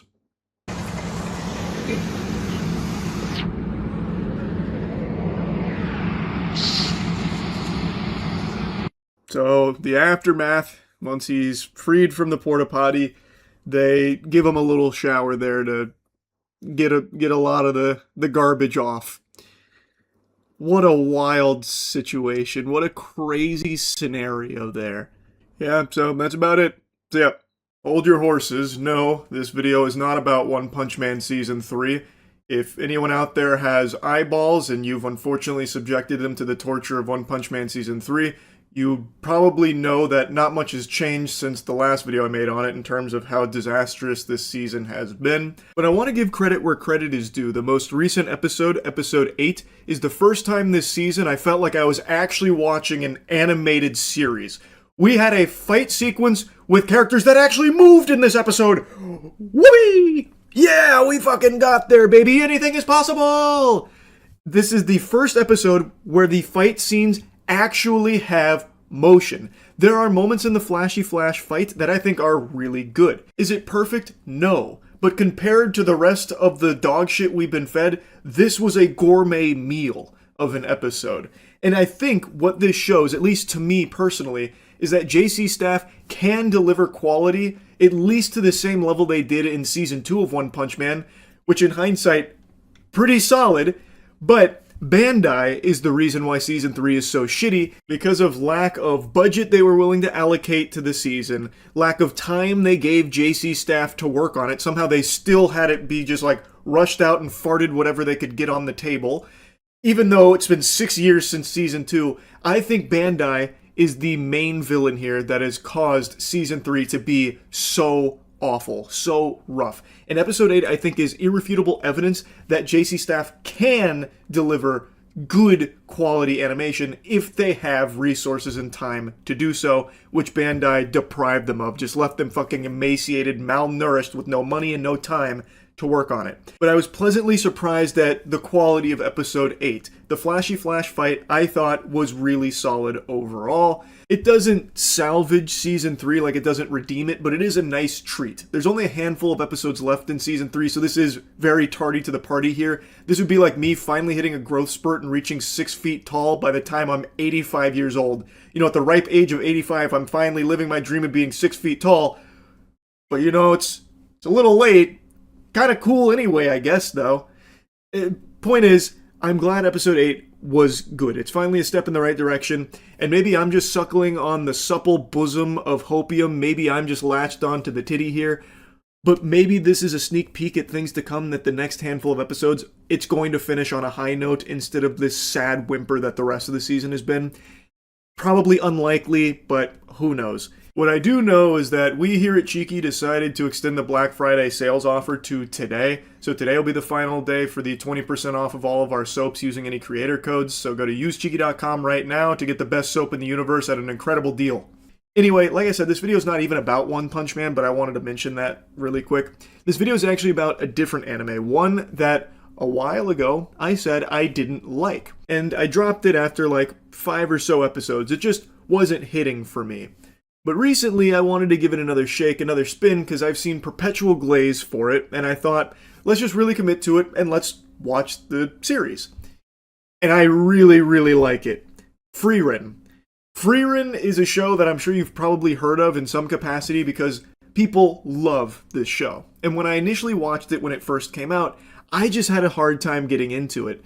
Like, it was a very nice looking show and it was very comfy and cozy, but I just wasn't getting invested into the world or the characters. But I just keep seeing and have always seen so much praise for it that I just thought, you know what, let's just watch the whole thing, and if it's really not for me, it's not for me, but at least I, consumed the entire thing to know for sure. Which is typically not a philosophy I subscribe to. I think, like One Piece, for example. I, out of spite, committed to watching the entire One Piece series, but it took me like fucking 400 episodes to fall in love with it. I don't think it's reasonable or rational to expect everyone else to go through with that level of headstrong commitment for something that you weren't, immediately loving. I think it's totally okay to drop something after a few episodes if it's just not feeling like it vibes with you. But for Frieren, I just continue to see amazing things. So I said, let's do it. I want to give it another shot, and I'm really happy I did, because this time around, I genuinely thought it was like a masterpiece. I think Frieren is incredible, and now I'm super pumped for Season 2. I think it was such an amazing experience. I don't know what demon crawled up my ass the first time I watched this, but it must have been clouding my vision with sin and folly, Because I was a big dummy back then, I suppose. And looking back on it, it's weird because I've never had an issue with slow burn in media, whether it's games, movies, shows. In fact, some of my favorite are more of a slow burn experience, which Freerun definitely is. But I don't know, I guess just initially I didn't get hooked by the concept, and Freerun as a character wasn't someone that I felt I could care about across many episodes. And I think that's probably because the show does something I don't think any other shows I've ever seen have done. It starts you at the end of a hero's journey. Freerun's previous party had just completed the major task, defeating the ultimate evil, saving the world. You as the viewer don't get to see that happen. You don't watch the show that focused on that hero's journey. You are watching the show of what happens next through the eyes of Freerun, who is an immortal being. She is an elf, so the 10 years they spent on that journey saving the world, that's not even a blip on the radar of her overall lifespan. And the way she views the world around her is very distant and removed emotionally, because everything she is experiencing is so trivial in the grand scheme of her never-ending life. Her extraordinarily long life, all of this will be meaningless at some point. So she's very apathetic. There was a comparison I drew on my first watch that I still think is somewhat applicable, where there is a game, an amazing game I played a long time ago on the Xbox 360 called Lost Odyssey, that kind of tackles occasionally similar things as Freerun through some short stories in the game. And I don't know, I think maybe I just got the wrong impression for what the show was really about and where the show was going, because I didn't give it enough of a chance. But I'm just so happy I went back to watch Freerun, because this show really is special. And even the first 4 or 5 episodes this time around, I was a lot more gripped by. And the show does, really gather a lot of steam after you get through, the initial building blocks and the foundation that it lays.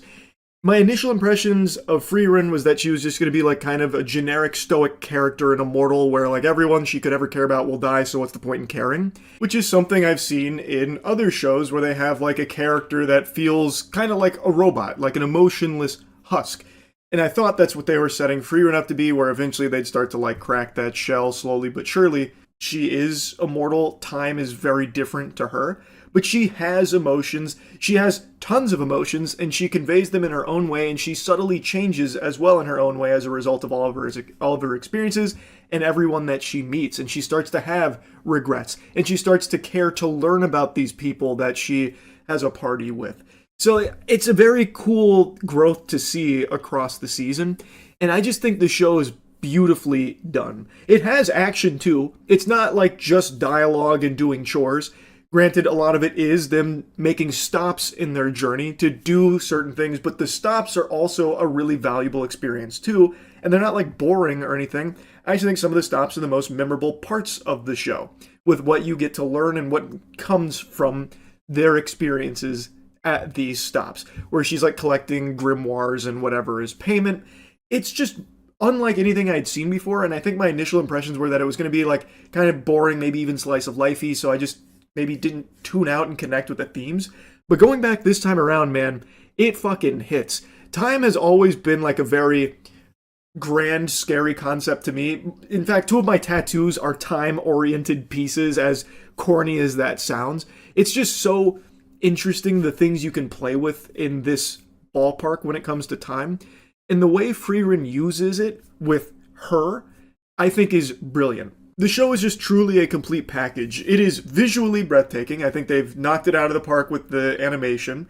The emotional beats really resonate with viewers clearly, because it's one of the top rated anime of all time.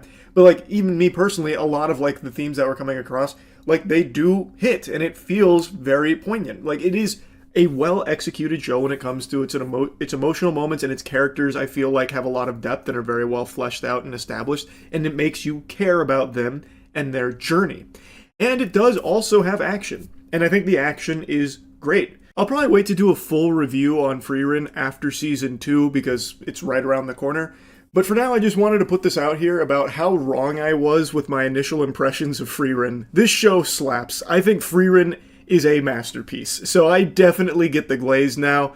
And yeah, I just wanted to talk about it a little bit. That's about it. See ya.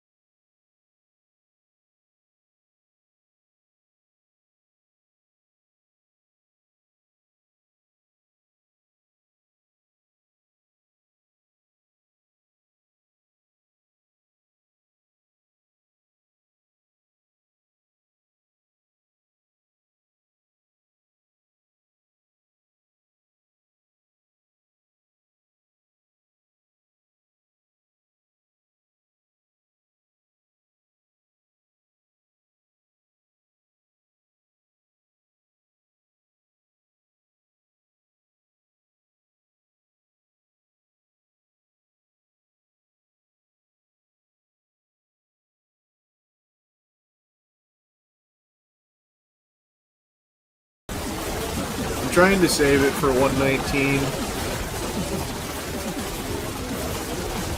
Excellent work.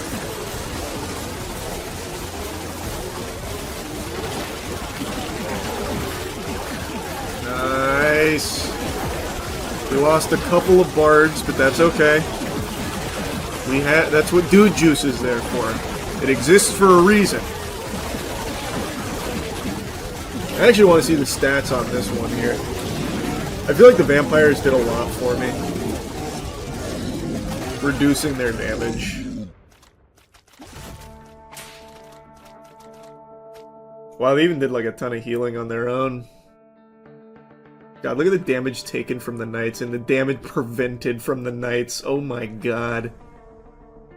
No surprise with the bards and clerics doing that much damage, but Jesus, the damage prevented is crazy. Alright. This is the make or break.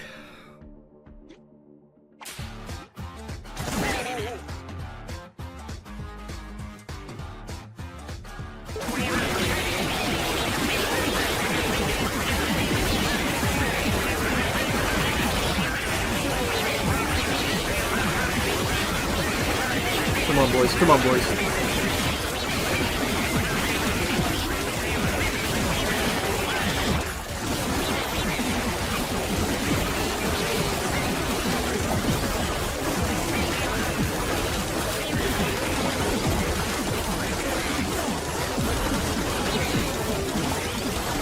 Come on.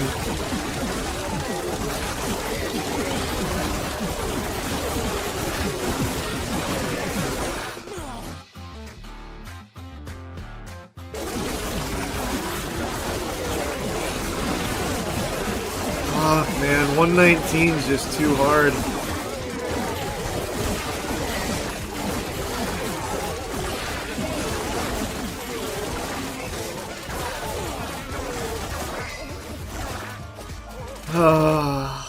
Man, 119 is brutal. Fuck! We weren't able to get there. Got every single Knight Relic. Damn it. Run it back, run it back. That strategy, though, of the double... Well, no. The triple investment, that's the way. Oh my god, we're so cooked.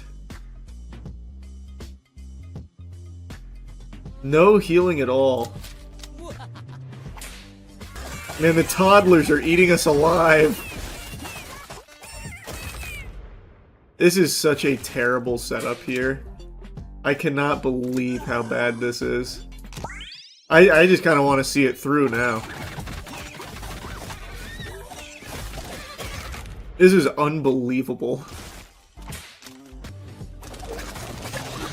This is probably the saddest fucking dude run of all time.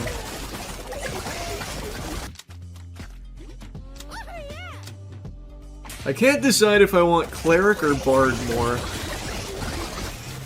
I'm kind of leaning Cleric. Bard's extremely good though. Thank god I saved my pocket dice. Oh my god, no way. That's incredible. Even double pocket dicing. Well, that's pretty much GG.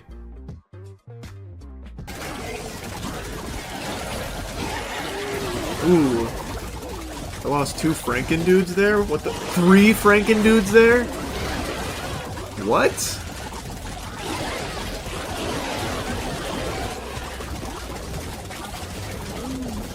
Wow, I didn't expect that.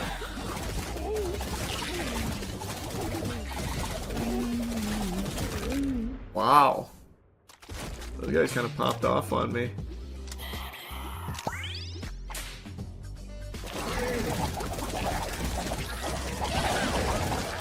Yeah, wow, what they are actually clapping my Franken dudes. Oh, wait. I haven't checked my roster order in a while. Did my knight take the 30%? I think it did.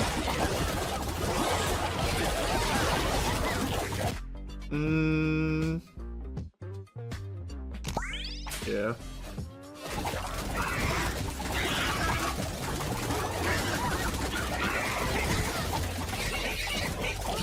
That unicorn just destroyed half of my Necro dudes. That's crazy. What a rampage it just went on.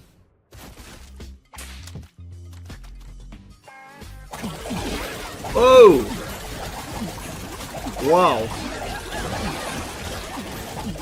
There goes half of my Necro dudes. Wow. Man, the Unicorn, like, this entire run, they have really hated those guys. They focused the fuck out of them. What in tarnation?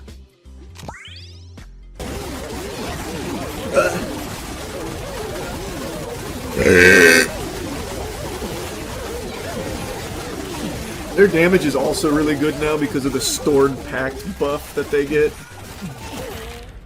So their damage has been really good. I've been looking at the numbers. They're constantly like second. Well, I guess tied for third here, but it fluctuates. Their damage is really good. That's the important thing. Wow. Insta-killing half. Yep. The Unicorns fucking hate necromancy. Okay, but the free restock was helpful. Oh my god. Oh my god, these are both so fucking good. I mean, this is better in this situation, but that's also so good. Oh my god, what the fuck? We could have had something crazy if I had a little bit more money. Hopefully I see it again.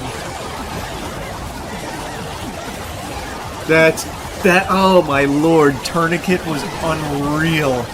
If I could have gone Tourniquet and Frenzy, what the fuck, man. Hopefully I can see Tourniquet again.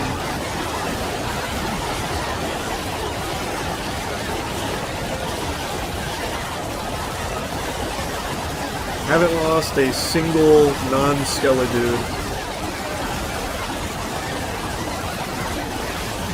I thought for sure I'd need to pop a consumable here. Nope.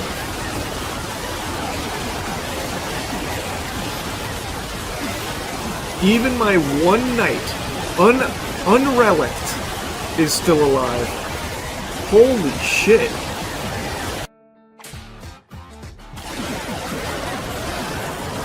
Still didn't need it.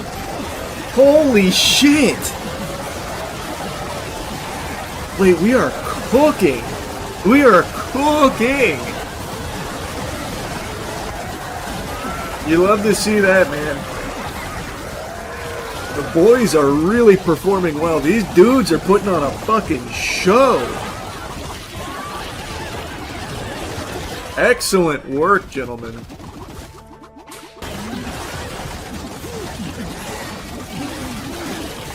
It's fucking unreal. I haven't needed any consumables. This is great going into 114.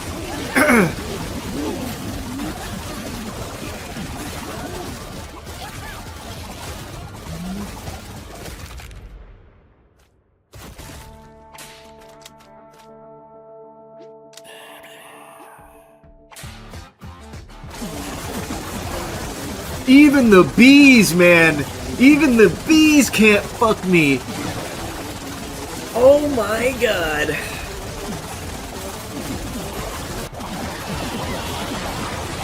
No fucking way! Holy shit!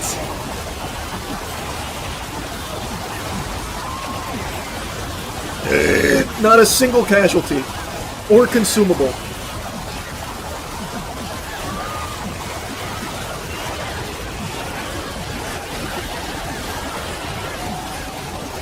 Man, what a squad.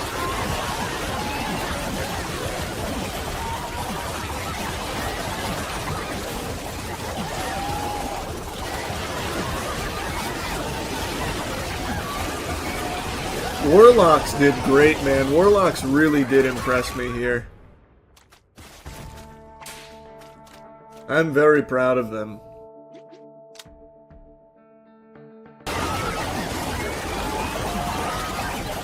I'm loving it.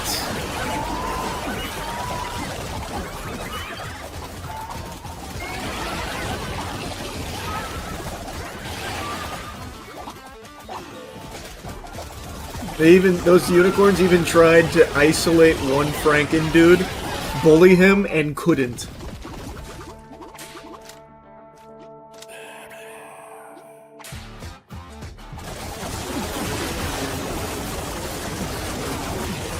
They really thought. The big bees really thought, huh? They were really thinking there for a moment, weren't they? How interesting. How truly interesting. To have been thinking. Embarrassing. Embarrassing. Alright, it's 1:14, baby.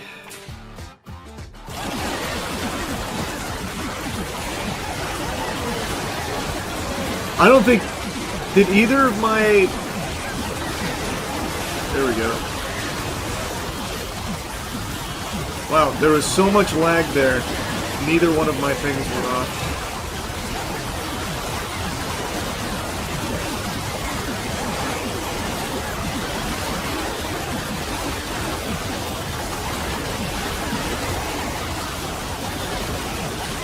Nice. Made it. Alright. Eyes on the prize now. Let's get to 120, baby.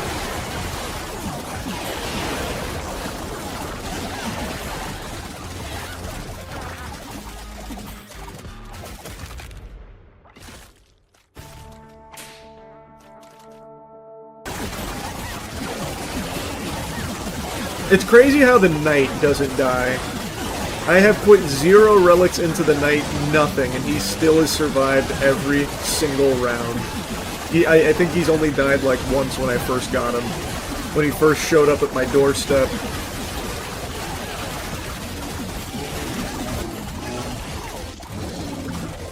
Alright, 119. This has been by far my best run. This is my best chance.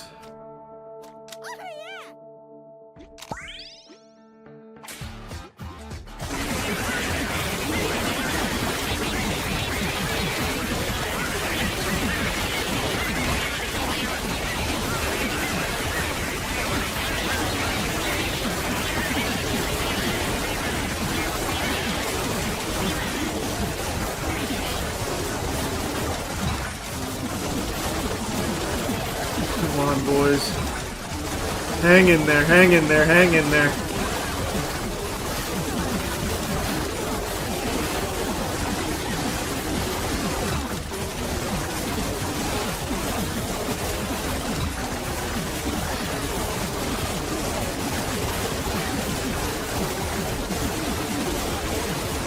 Holy fuck, we're gonna make it. Holy shit, we made it. Holy shit, we made it. We're in the 120s.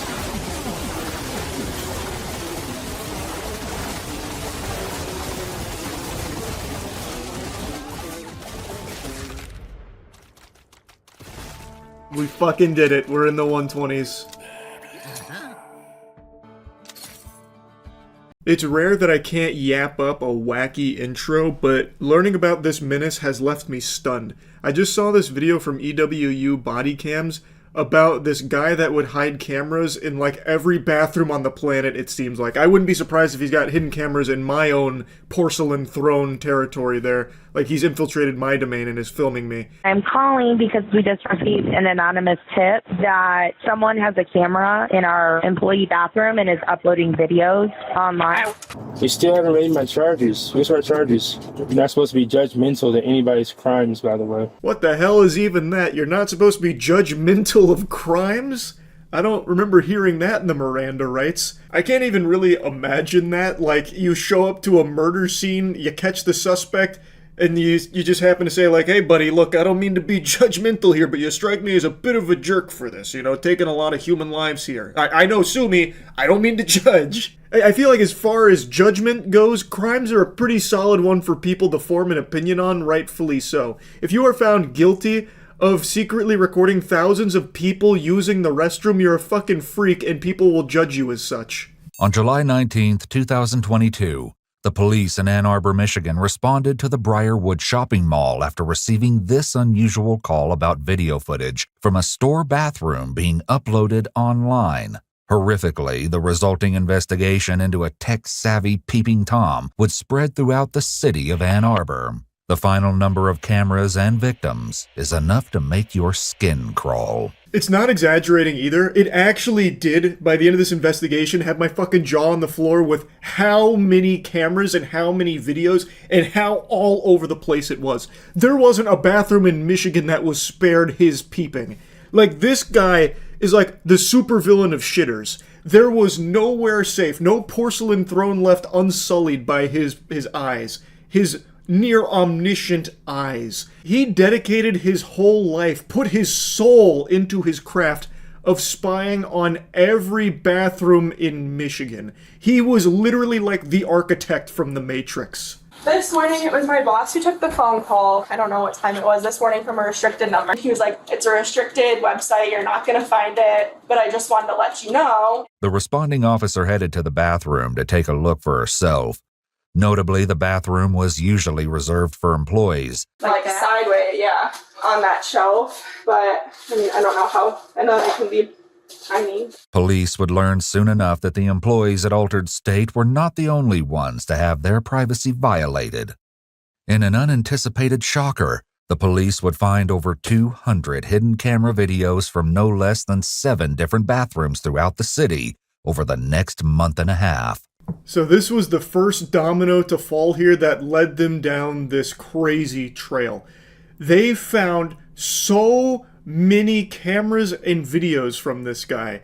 It was like actually hunting Riddler trophies in the Arkham series. It was crazy. He violated so many people's privacy, spied on so many people, and it turns out this is only the tip of the iceberg because he actually has a previous case very similar to this and had in his possession 7,000 videos of unclothed or partially clothed individuals that he filmed without their consent. 7,000! That's more than like all of Markiplier's uploads since he started YouTube. That is an unbelievable amount. And that was in the course of 5 years from 2010 to 2015. We'll get to that here in a little bit, but this guy's entire life has been dedicated to violating people's privacy. All were filmed without consent between January and July 2022. Horrifically, this included illegal images of children. The depravity didn't stop there. When searching the offender's laptop, the police found he had engaged with online adult websites, where images and personal information of unknowing victims were distributed. Police suspected the culprit intended to participate in such exchanges after they found additional images of the victims taken from social media downloaded to his laptop. Just when you thought it couldn't get worse. So, it's pretty clear he was also sharing these with other fucking evil creeps out there, and was even distributing personal information of the people that he would identify through these hidden cameras. So, from the sound of things, he would broadcast this onto restricted websites, and additionally, he also had illegal images of children. This guy is legitimate evil. Even though the anonymous caller believed the video he saw was a live stream, he could have been mistaken. The working theory was that the culprit could have put the camera up at the start of a shift and then taken it home to upload the footage. So, back to what started this whole trail of breadcrumbs that they followed was an anonymous caller tipped them off that at this Altered State in this restroom, there was a live stream of people using that bathroom, of course being non-consensually filmed. And so officer went to the scene, they searched high and low for a camera, but they couldn't find it, but they did see that a lot had been like adjusted and moved around. So it's not that they completely disregarded this as just some kind of like phony baloney nonsense. It's one of those things where they started speculating, well, maybe it wasn't a live stream, maybe they had taken the camera home and uploaded the footage to those sites, and the caller was just mistaken, thinking that it was live. Something else the anonymous caller said prevented the current lack of evidence from stonewalling the investigation. The man fitting the caller's description was 36-year-old Eric Deshaun Morton. This was not his first run-in with police. But everyone said he was going to the bathroom a lot last night, and they thought that he just was trying to not work. It seemed likely that Eric was up to something far more nefarious than just slacking. Yeah, jacking. This disgusting asshole has an entire history of doing shit like this. The anonymous caller was telling them about someone that could have been behind it, and the person they described fit this man's description. So they looked into him a bit. They were talking about how the previous night he was going to the bathroom a lot. I guess he drank way too much soda, so he just had the big-time pee-pee, a lot of urine in his bladder. But they speculated, like, this is probably when he was setting up the camera or tending to the camera. Especially when the manager added that he made a habit of using the ladies' restroom rather than the men's room. When he was previously asked about this, Eric made the excuse that he used the ladies' room because it was stocked with gloves, which he said he liked to wear while he worked. A bulletproof defense right there. It's watertight. Man rolled a 20 on the charisma check. That was impressive. So he had a habit of using the ladies' room, and his reason for it was, well, they have gloves there. I like gloves. Checkmate. Damn, his story checks out. This guy's good. After learning that Eric's son was present, the officers decided to uncuff him.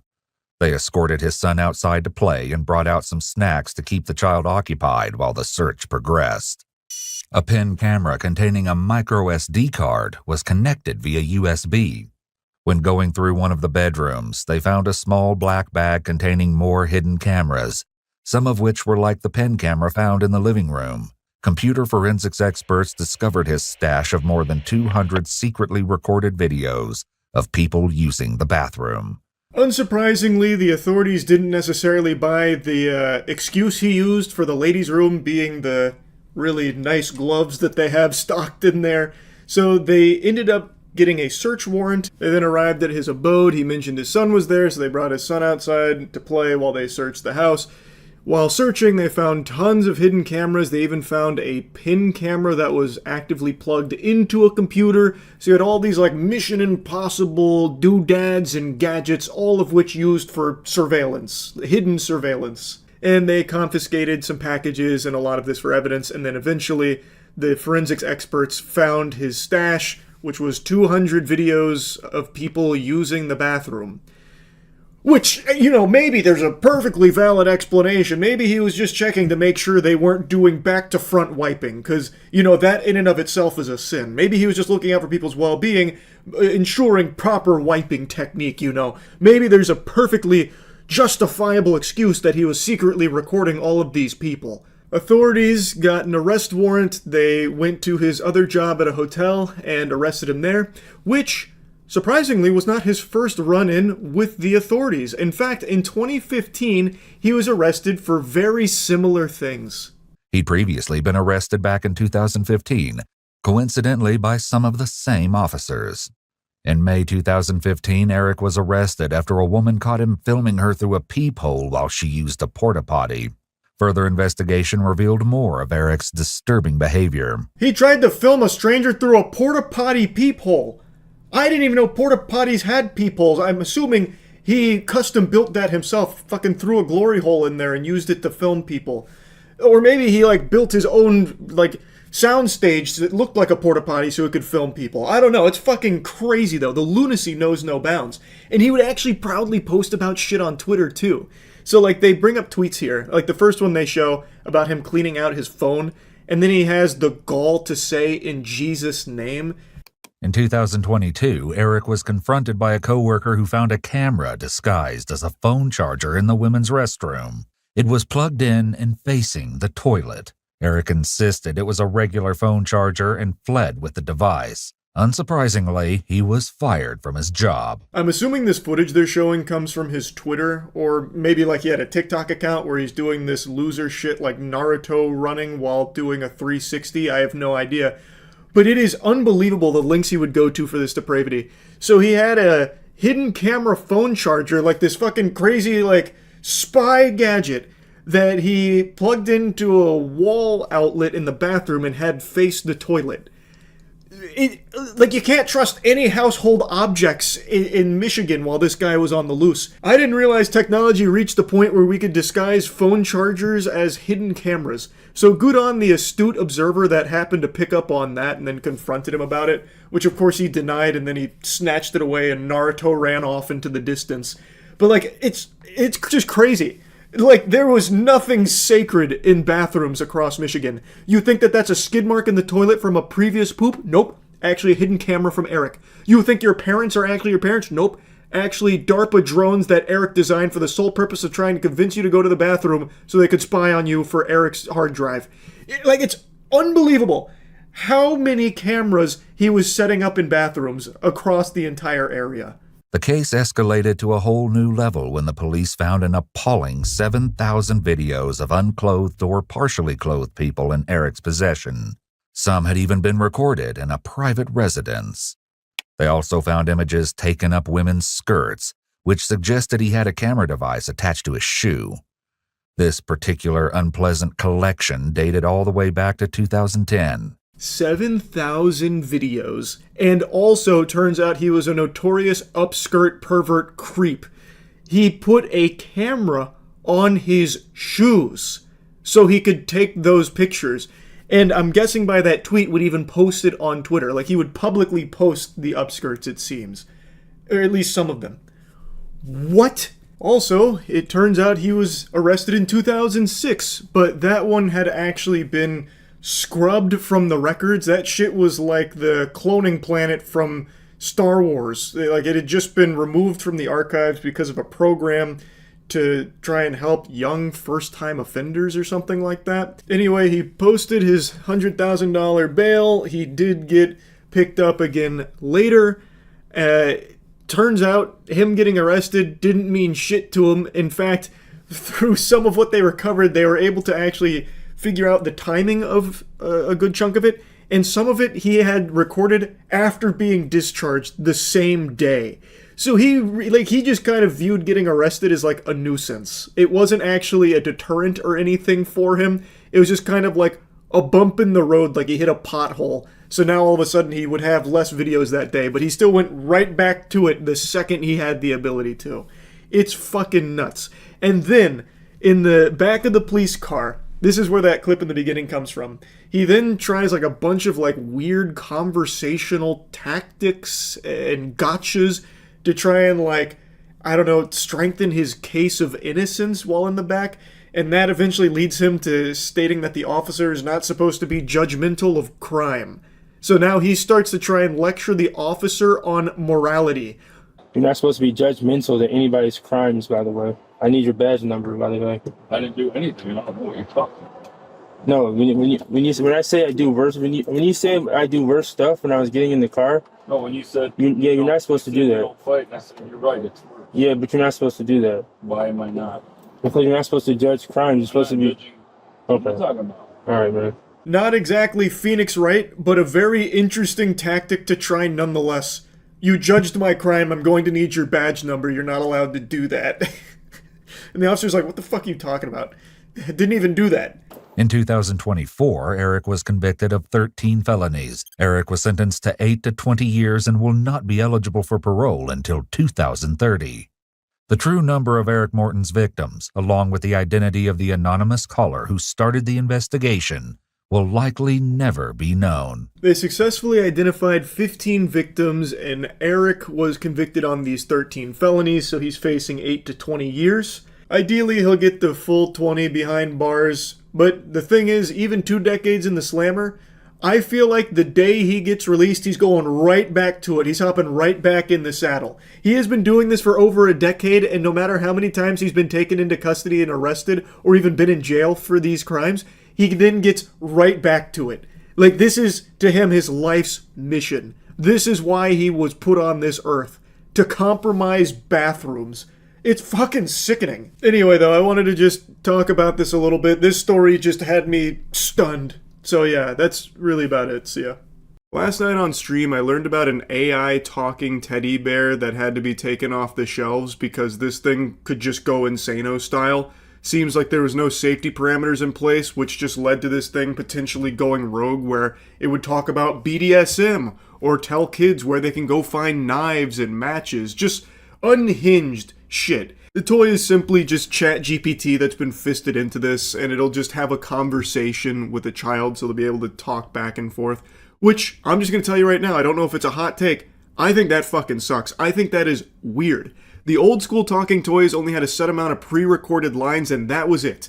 This, I think, is just more harmful than anything, where it's like replacing conversations a child could be having with other human beings, or God forbid, their parents, if their parents ever decide to take a single iota of interest in their life.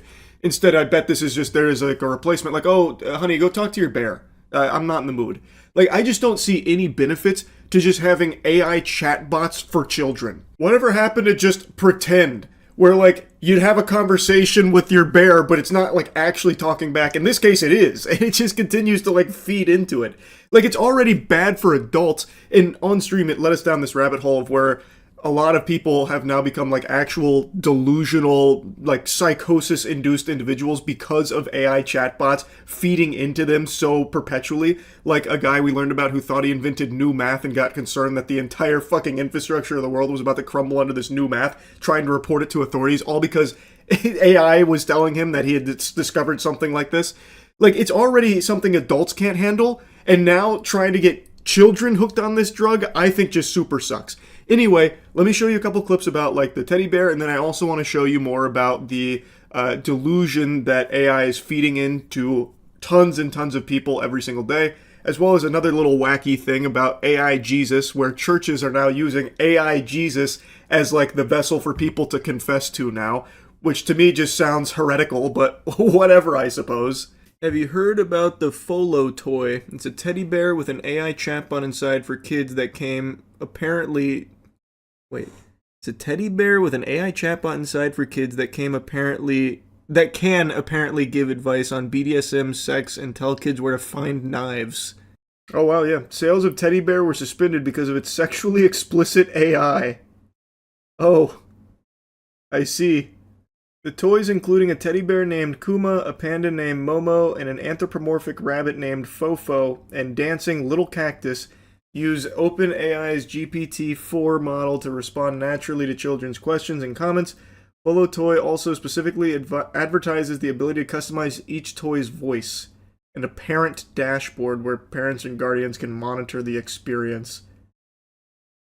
Missing from that setup was apparently any kind of hard limits on the subjects the toys would respond to. We were surprised to find how quickly Kuma would take a single sexual topic we introduced into a conversation and run with it, simultaneously escalating into graphic detail while introducing new sexual concepts of its own. Introducing new sexual concepts of its own. What the fuck? They got the Tickle Me Elmo BDSM edition out here. Had this shit set to freaky mode. What a huge oversight to not put any kind of limitations on the AI. In response, Folo Toy has opted to suspend sales of its product while it conducts a company-wide end-to-end safety audit across all products. Researchers with the California Consumer Advocacy Group are warning parents about some of the many AI chatbot toys on the market this holiday. Matches are for grown-ups to use carefully. Here's how they do it.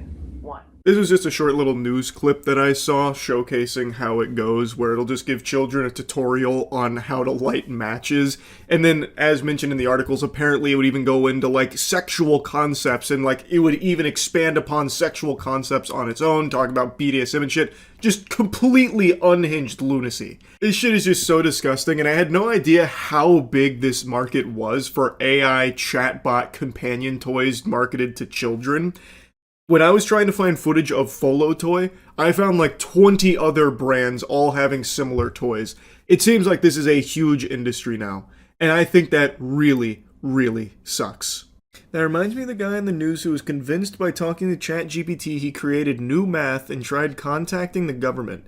His name is Alan Brooks. His story is wild. That's very Terrence Howard coded. Every time I read this. For more than 3 weeks this past year, every time Alan Brooks logged on, he He says the AI chatbot, ChatGPT, led him to believe he was a genius. Essentially, it sent me on a world-saving mission.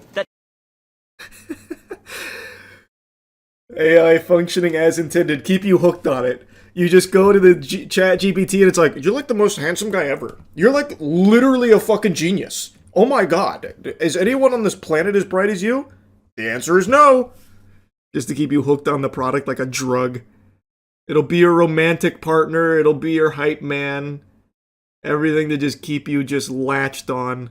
He discovered a math formula powerful enough to take down some of the world's biggest institutions, and that he needed to report it right away. Essentially warned me with great urgency that one of our discoveries was very dangerous, and we needed to warn all these different authorities. Each time you questioned it or doubted it, what did it say in response? Over 50 times I asked for some sort of reality check or grounding mechanism.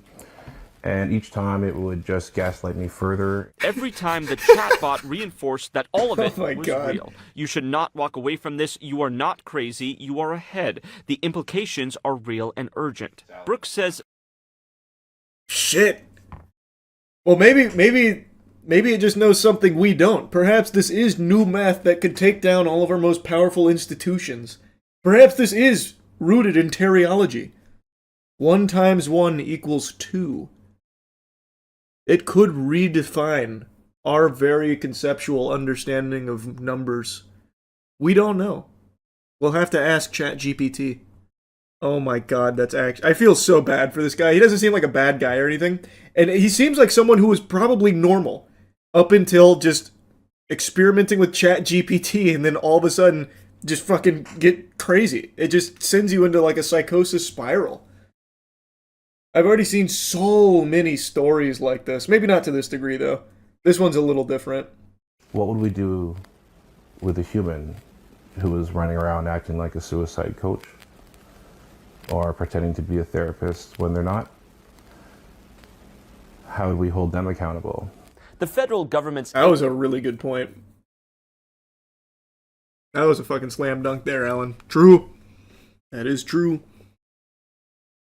Chatbots have become your therapist, they become your best friend, they become your fucking wife. And now they've also become your new math wingman. You know what that just reminded me of? A church, rather, has made a Jesus AI that you can pay to confess your sins to, which to me just sounds extraordinarily blasphemous. I meant to look into this earlier, but I forgot. I saw that headline in like 5 or 6 days ago. Here's one that we went over a while ago, the one from Switzerland where they had the Jesus AI. But I thought there was a newer one. Was it just a rehashed headline from that? Was that Father Greg or whatever? I don't remember what his name was. But no, you're thinking of the Pastor AI. There was a Jesus AI last year too. Hello Jesus, do you have some advice for us in this time? In these challenging times, remember that in the face of adversity, love and faith are your steadfast guides. Just as I calm the stormy seas, so too can peace be found within your heart. Thank you, AI Jesus.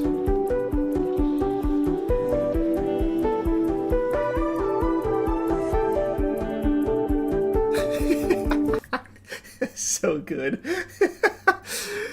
You go into confession and it's AI Jesus. Hey man, what do you use AI for? Literally nothing. Legitimately nothing. Not a single thing. There is nothing in my life that I use AI for in any capacity. The only time I ever used AI was during those art streams with the primitive AI art. And then look what happened from there. That was only 2 years ago when we were making James Corden vs. Vegeta. Oh, and then we also did the AI Suno. The first AI Suno when it came to AI-generated music. Now look at that shit. It is crazy how it all spiraled incredibly out of control. You should use AI more, it might make you taller. I'll ask ChatGPT if it can do that. I'll see if it can swing that. Then maybe I'll be an avid AI user. I was of course being facetious there at the end, but I could definitely see myself when I was like, you know, maybe 15, 16 years old, if this existed back then, if I was talking to it. And back then I was extremely insecure about my height. I was even shorter back then, if you can believe that, and it was something that weighed heavily on my mind. And if I was talking to AI chatbots as like a pseudo-therapist, like so many other people do right now, I could definitely see myself becoming putty in their hands. So if that chatbot was like, well, if you're really that, upset and bothered by your height, have you considered leg lengthening surgery? I would actually buy into that hook, line, and sinker, and I probably would have went and ruined my fucking life trying to get like 3 inches taller or something. Because AI chatbots right now are designed to constantly like feed into your delusions. From everything I've seen and the countless stories I've read, there's no real pushback from AI, which is why you've seen so many headlines about people that are like literally killing themselves because the AI is never going to give them any kind of like contradictory stuff. So if someone's like coming to them with something, the AI just plays along with it, feeding into it until it bubbles over and a tragedy happens. So if I was talking to an AI when I was at that point in my life, and it was suggesting things like leg lengthening surgery or this and that, like maybe some dangerous shit, I probably would have gone through with it. It's scary. No, like a lot of this that's happening right now is happening to normal people. People that go into this knowing better, but over time, through continued usage of these AI companions, they start to slowly but surely be fed a lot of delusional things that stick. And since now so many people don't really participate in the world around them, they experience society through computer screens in their own fucking swamp-ass layers, there's not real human connections anymore. So when they find these chatbots, even though they know it's not real, it's still enough, and it's still how they experience a lot of like social shit. So then it becomes even more potent to them. And these were normal people. So like it can happen to anyone. It's scary, and it's only getting worse rapidly.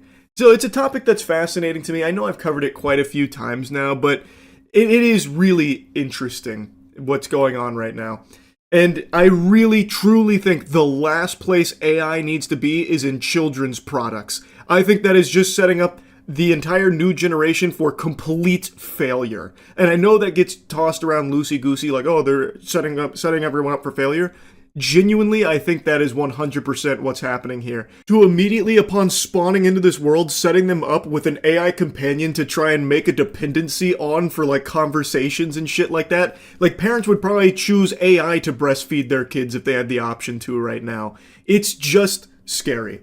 Anyway, I'll stop blabbering about it. That's really about it. So yeah. Yelps while you were still annoyed, and then instead of doing like what I feel like most dog owners would do, would like check to see like, is everything all right? Why'd she just yelp in pain? Instead of doing that, calling her a baby and then mentioning how spoiled she is about roaming the house, like that doesn't compute. If this was her dew claw getting stuck there and then yelping in pain, you would have no idea why she's yelping. Why is your first instinct to call her a baby and then mention how spoiled she is about, your mom letting her roam the house? The response to it just doesn't really seem to make sense if what happened is her dew claw getting stuck there. I just don't see why he would respond that way, like so like aggressive about it. It just doesn't really make sense. Now, a bunch of super sleuths were diving in, like really analyzing frame by frame. Apparently, Hassan has mentioned that she does have like an AirTag on her collar. People also saw like a doohickey underneath the AirTag right before the moment where she yelps, where there's like a green blinking gadget there, a little fucking gizmo. And people were speculating that's probably the shock collar. And now today, Hassan went on stream to show the collar and explain what it is that everyone saw. This is the one that people are talking about. Okay, this is the one. This is the one that they saw. It has the capacity to vibrate, and that's it. Are you happy? That's it. Good. There's the AirTag. There's the fucking vibrator.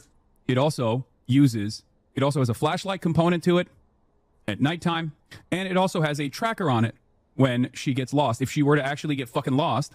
So on stream, he was showing that the unit everyone saw is something that can only vibrate, it can't shock. It also has like other things like a flashlight and stuff. And then he went on to explain like why he has a vibrator there for the sake of like training and that kind of thing. Now, since this was a day later, obviously people are going to be wondering, is this real? Like, is he telling the truth? Like, you could have swapped it out. you could have changed out the previous model with one that doesn't have shocking capabilities. Because there are vibrate-only units, and there are some that have vibrate and shock, something he also mentions that those kind of things do exist. But since this was so far after the fact, people are always going to wonder, well, did he just switch it out? And something else that spawned from this is, it looks like there's tape on it. So when you watch it, and you like pay attention to the actual unit, it looks like there is just some black tape on it.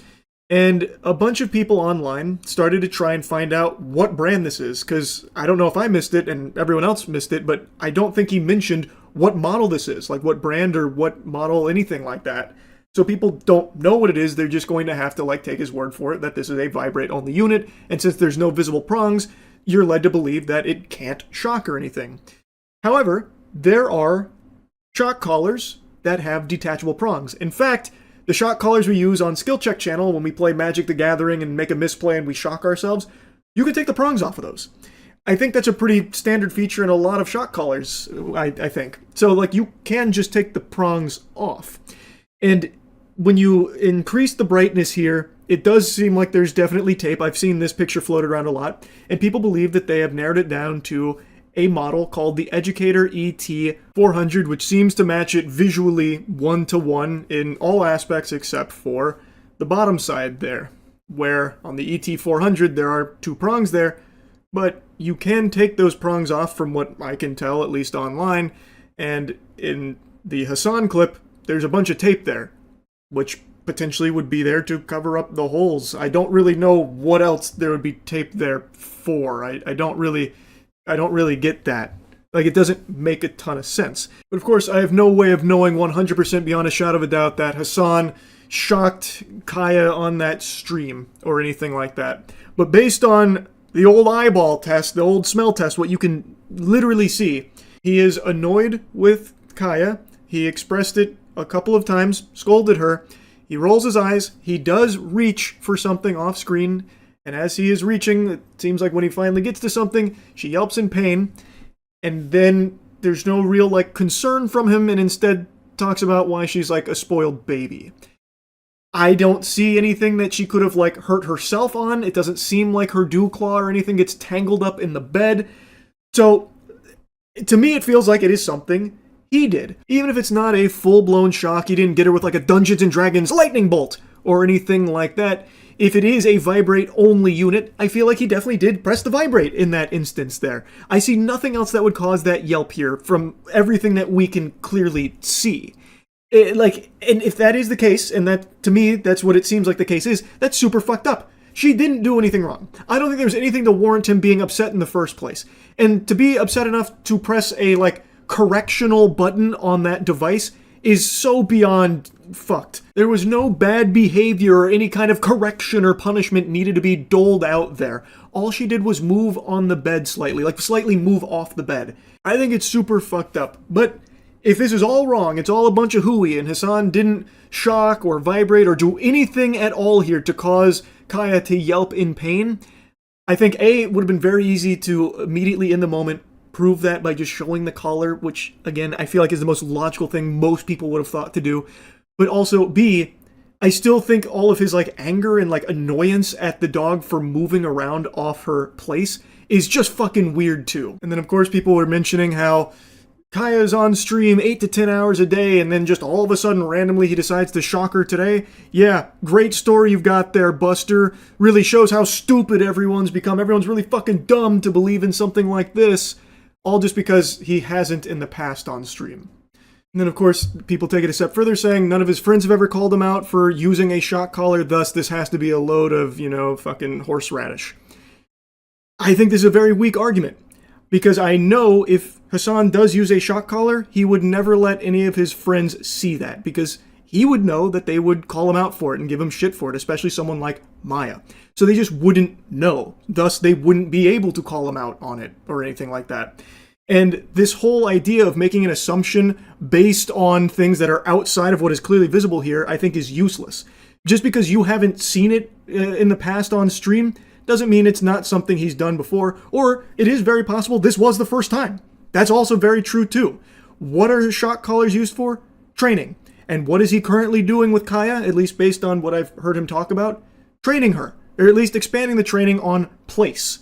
So maybe he decided that this might be a good tool to use for the first time.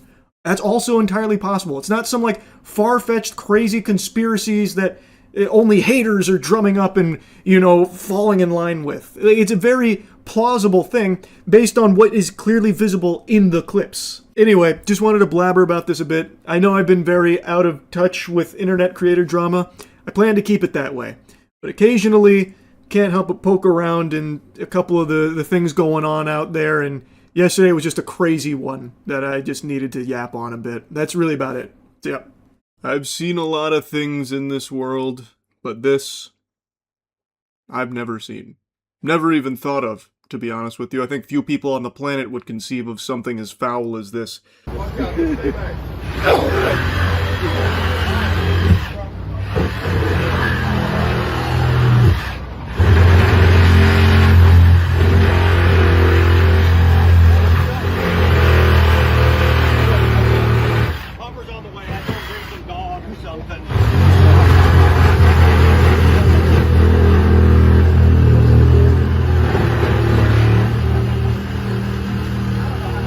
Yeah, those are firefighters cutting open, carving up a fucking porta potty shitter like it's a Thanksgiving turkey. And they're not doing it just for fun or because someone dropped their phone in there or something like that. Because a human being is stuck inside of that right there. Inside the actual stew of the porta potty, the guts. That is baffling to me. Because not even animals get stranded in there. Rats know to stay away from that shit.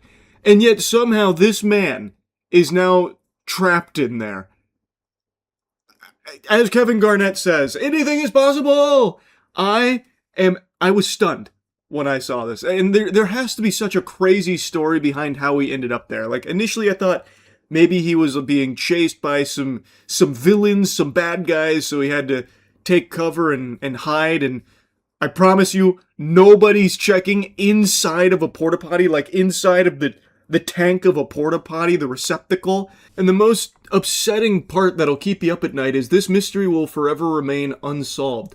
So the lore leading up to it, the porta potty supplier said a driver with the company arrived to collect it from a World Cup watch party.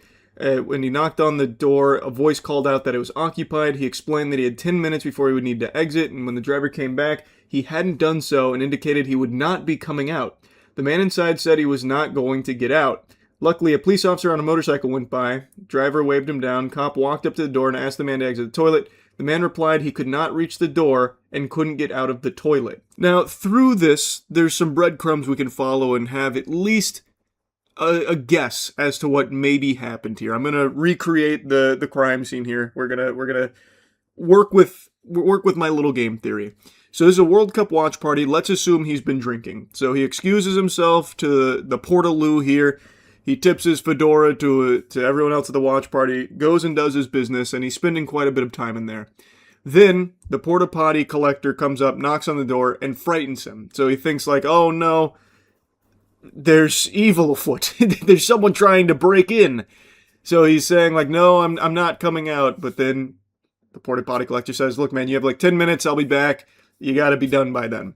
So then in an effort to not leave, he crawls inside of the toilet to hide. Kind of like, to protect a tree or something where you tie yourself to the tree so they can't knock it over. Maybe that's what he was doing to the porta potty. Like he wanted it to stay. He wasn't ready to leave. So he took desperate measures, crawled inside, or maybe there was supposed to be like a jump scare. Like, oh, I'm going to really prank this guy when he comes back to collect it. I'm going to pop out and go boo from the toilet, skibbity style.